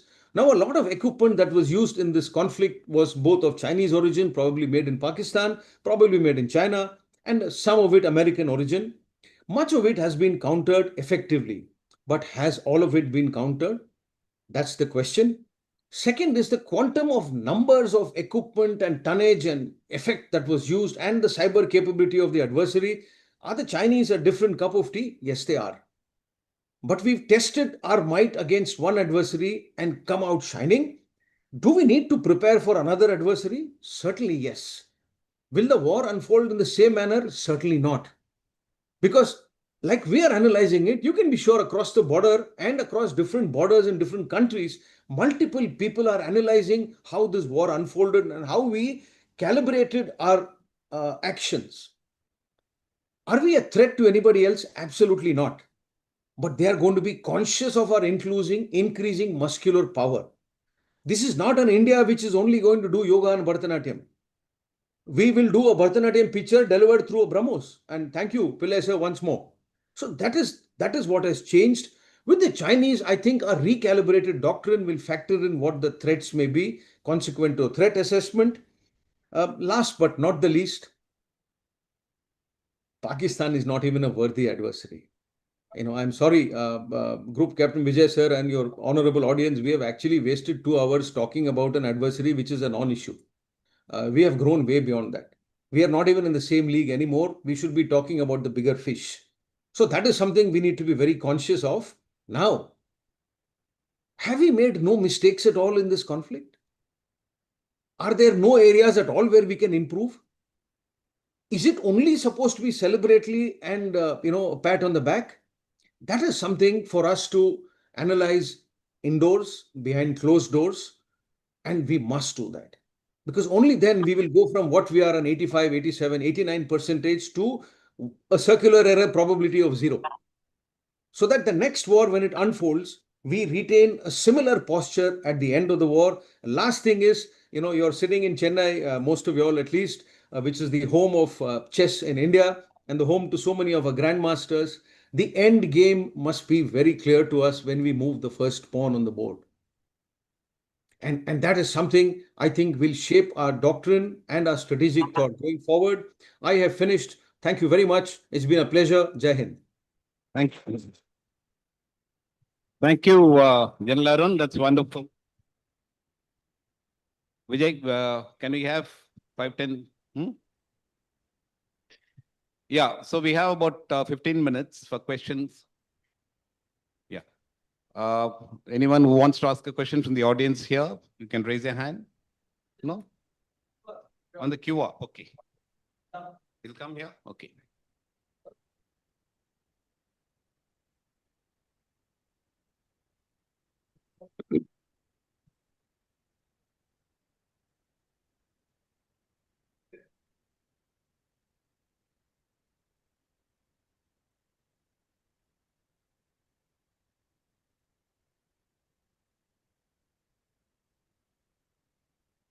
Now they've put it on the thing. Or in the meantime, anyone wants to ask a question? Okay, it's come here. Okay.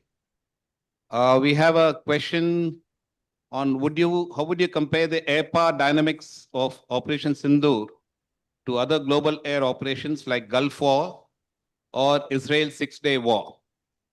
Okay, now as I pointed out, I don't like comparing with Israel. Israel is too small a country, one. They were good professionals and they have, since 1973, they do not fight any country. We are dealing with state power, big state power. Second is Israel's 6-day war was a preemptive strike. Ours was not a preemptive strike. Ours was a very calibrated, punitive strike, which the enemy well knew was going to happen. And then we dealt with them. So we are dealing with a significant military force, and we are dealing with them effectively in a manner in which it needs to be dealt with. And that is a clear evidence of the professional competency of the service.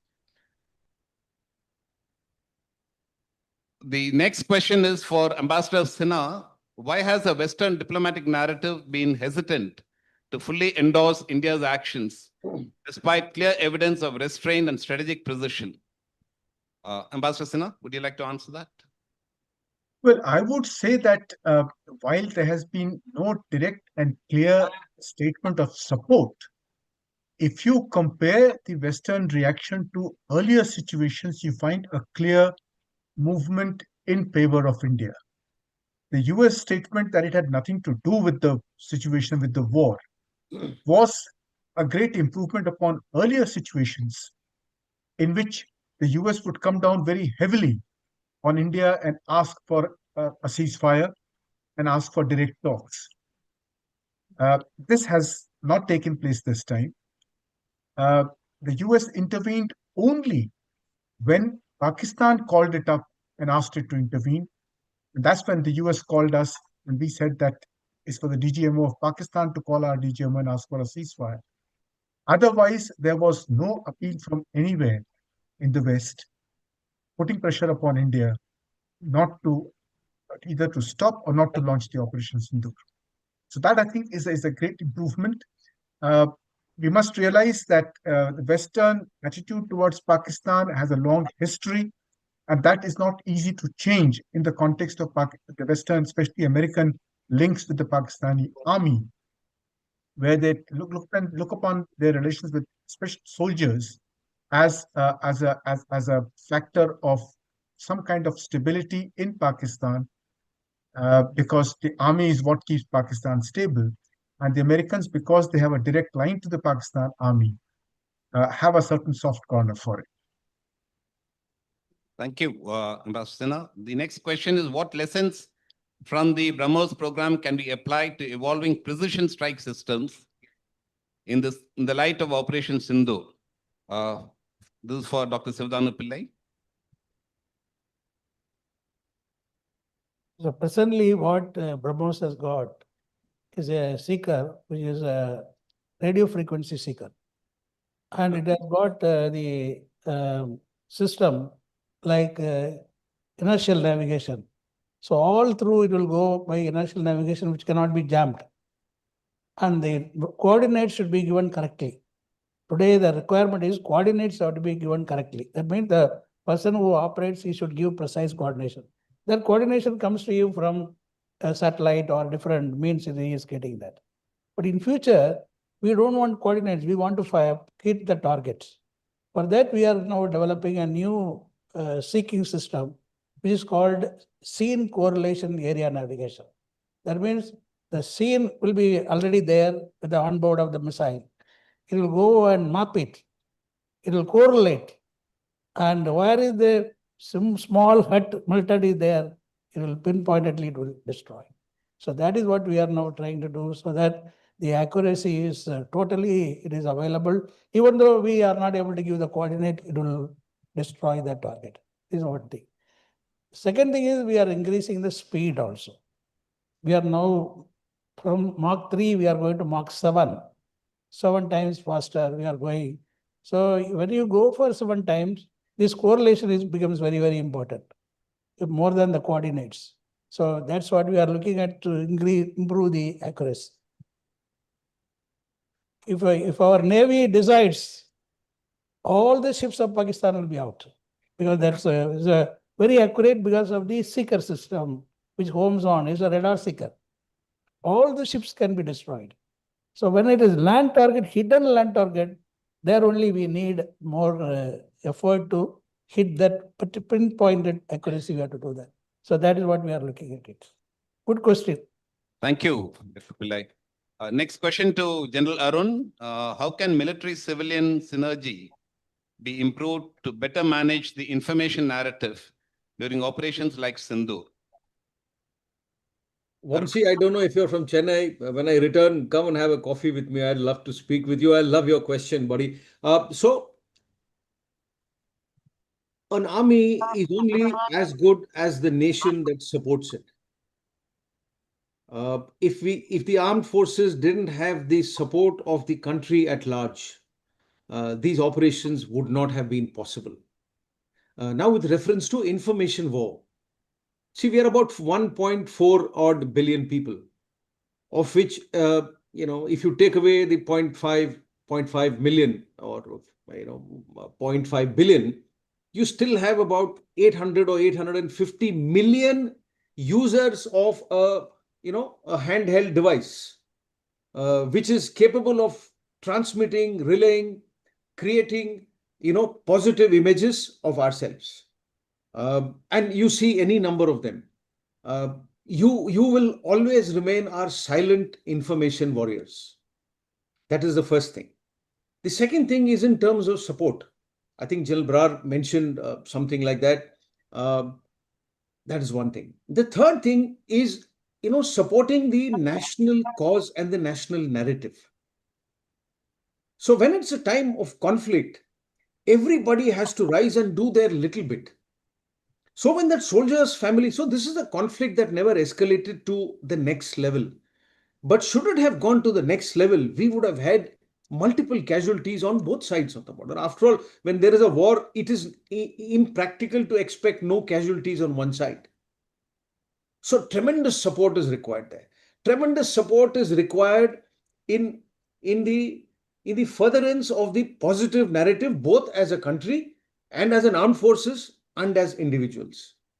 Rest of the support outside the information arena sphere is to be able to neutralize the negative, subversive, and probably destructive capacity of cyber warriors from across. Now, when we fight a larger conflict, there will be a larger number of these people. So every little bit that you can do, and I'm sure our new doctrine, as we expose ourselves to what the community of our societies can do to further the information war, I think we will seek your support, public support, a lot more vocally and openly. What you've done for the armed forces in this conflict is priceless. Thank you. Thank you, Arun. And one last question. Sindoor demonstrated superior technology and strategy. A stitch in time saves 9. Similarly, good relations, diplomacy with neighbor countries help. Threat to East Coast by China via Sri Lanka is a question is put there. I think I'll request Ambassador Sinha to look into that and answer this. Well, as General Arun pointed out, this war with Pakistan was really, in a sense, an unequal war. Pakistan is much smaller than us. Pakistan's economy is a shambles, and Pakistan's technological capability is also extremely limited. For us, the bigger challenge comes from China.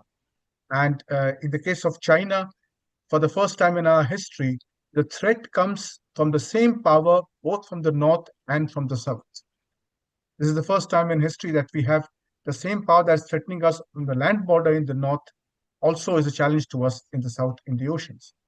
So there you have a problem. There, China's economic strength is extremely high. Its ability to reach out to countries with aid and with assistance is very high. Its pockets are deep, and its military capacity, especially naval capacity, is extremely strong.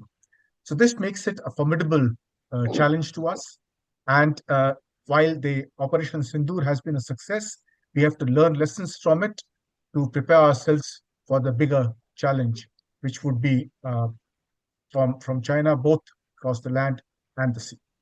Thank you.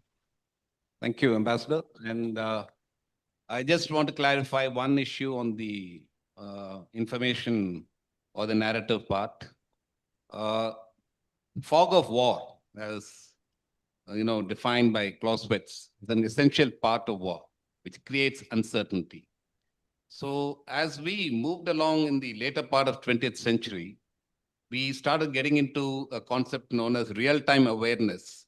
So because surveillance and all these sensors started providing, and you could process the data and get real-time awareness. So everybody thought, whoa, the fog of war is going to be a thing of the past.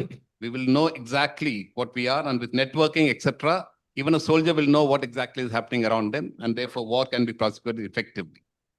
Technology brings its own fog of war. Okay, and it becomes even more complex.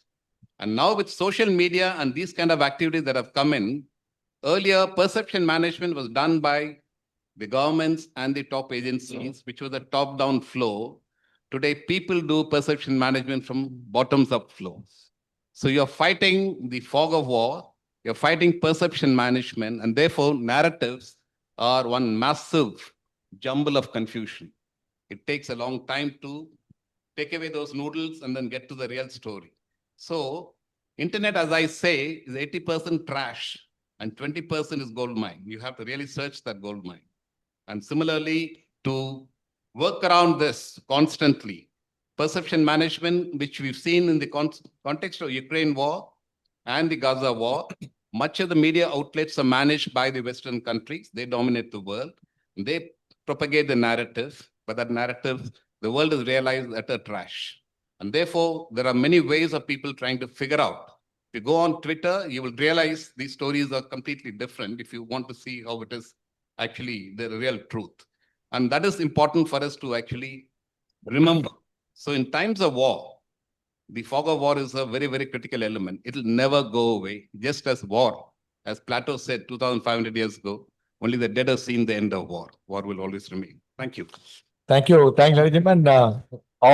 I know if we had time, we could have gone all through the day. And thank you so much. And over 1,100 viewers are watching the program. Sorry, you sent so many questions, but when we went through the questions, most of the answers have already been shared by the people during the speech. Thank you so much. Ambassador Sinha, we are separated by distance. General Arun, you are not there. So on your behalf, we have made a digital memento for you. What we do is we on your behalf, we present poor school children books so that important people like you come and speak. That brings us a lot number of viewers, and thank you so much for joining online from Delhi and Pune. General Arun, we'll catch up soon on your return to Chennai. Now I'll request Ambassador Tirumuthi to join us on stage to present a memento of distinguished speakers for this evening, Mr. Tirumuthi, and also I request other committee members who are present here to join us on stage, maybe Sundaram and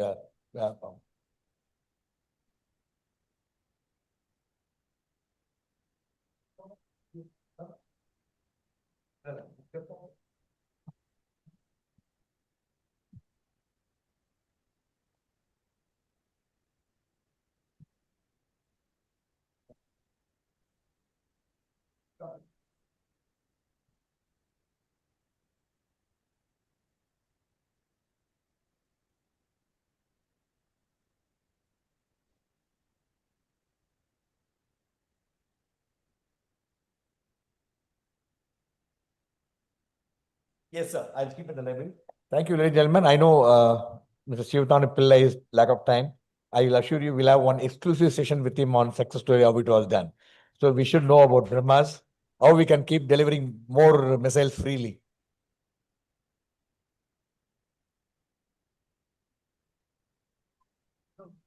Thank you. Yes.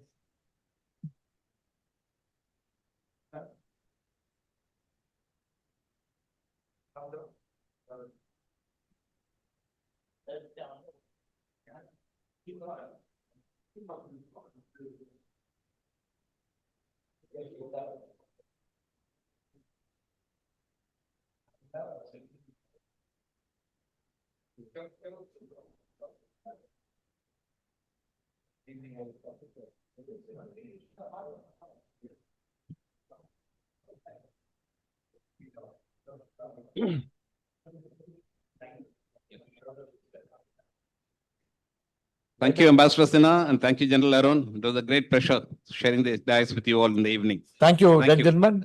Till we meet again. Bye-bye. Good night. Wish you a Thank safe you. journey back. Pleasure, sir. Bye. Lovely meeting and talking to you, sir. Night, Thank you. Same to you, General Arun. Yes, Thank sir. you. All the best. Thank you so much. Thanks, sir. Bye. Thank you. Thank you. Bye-bye.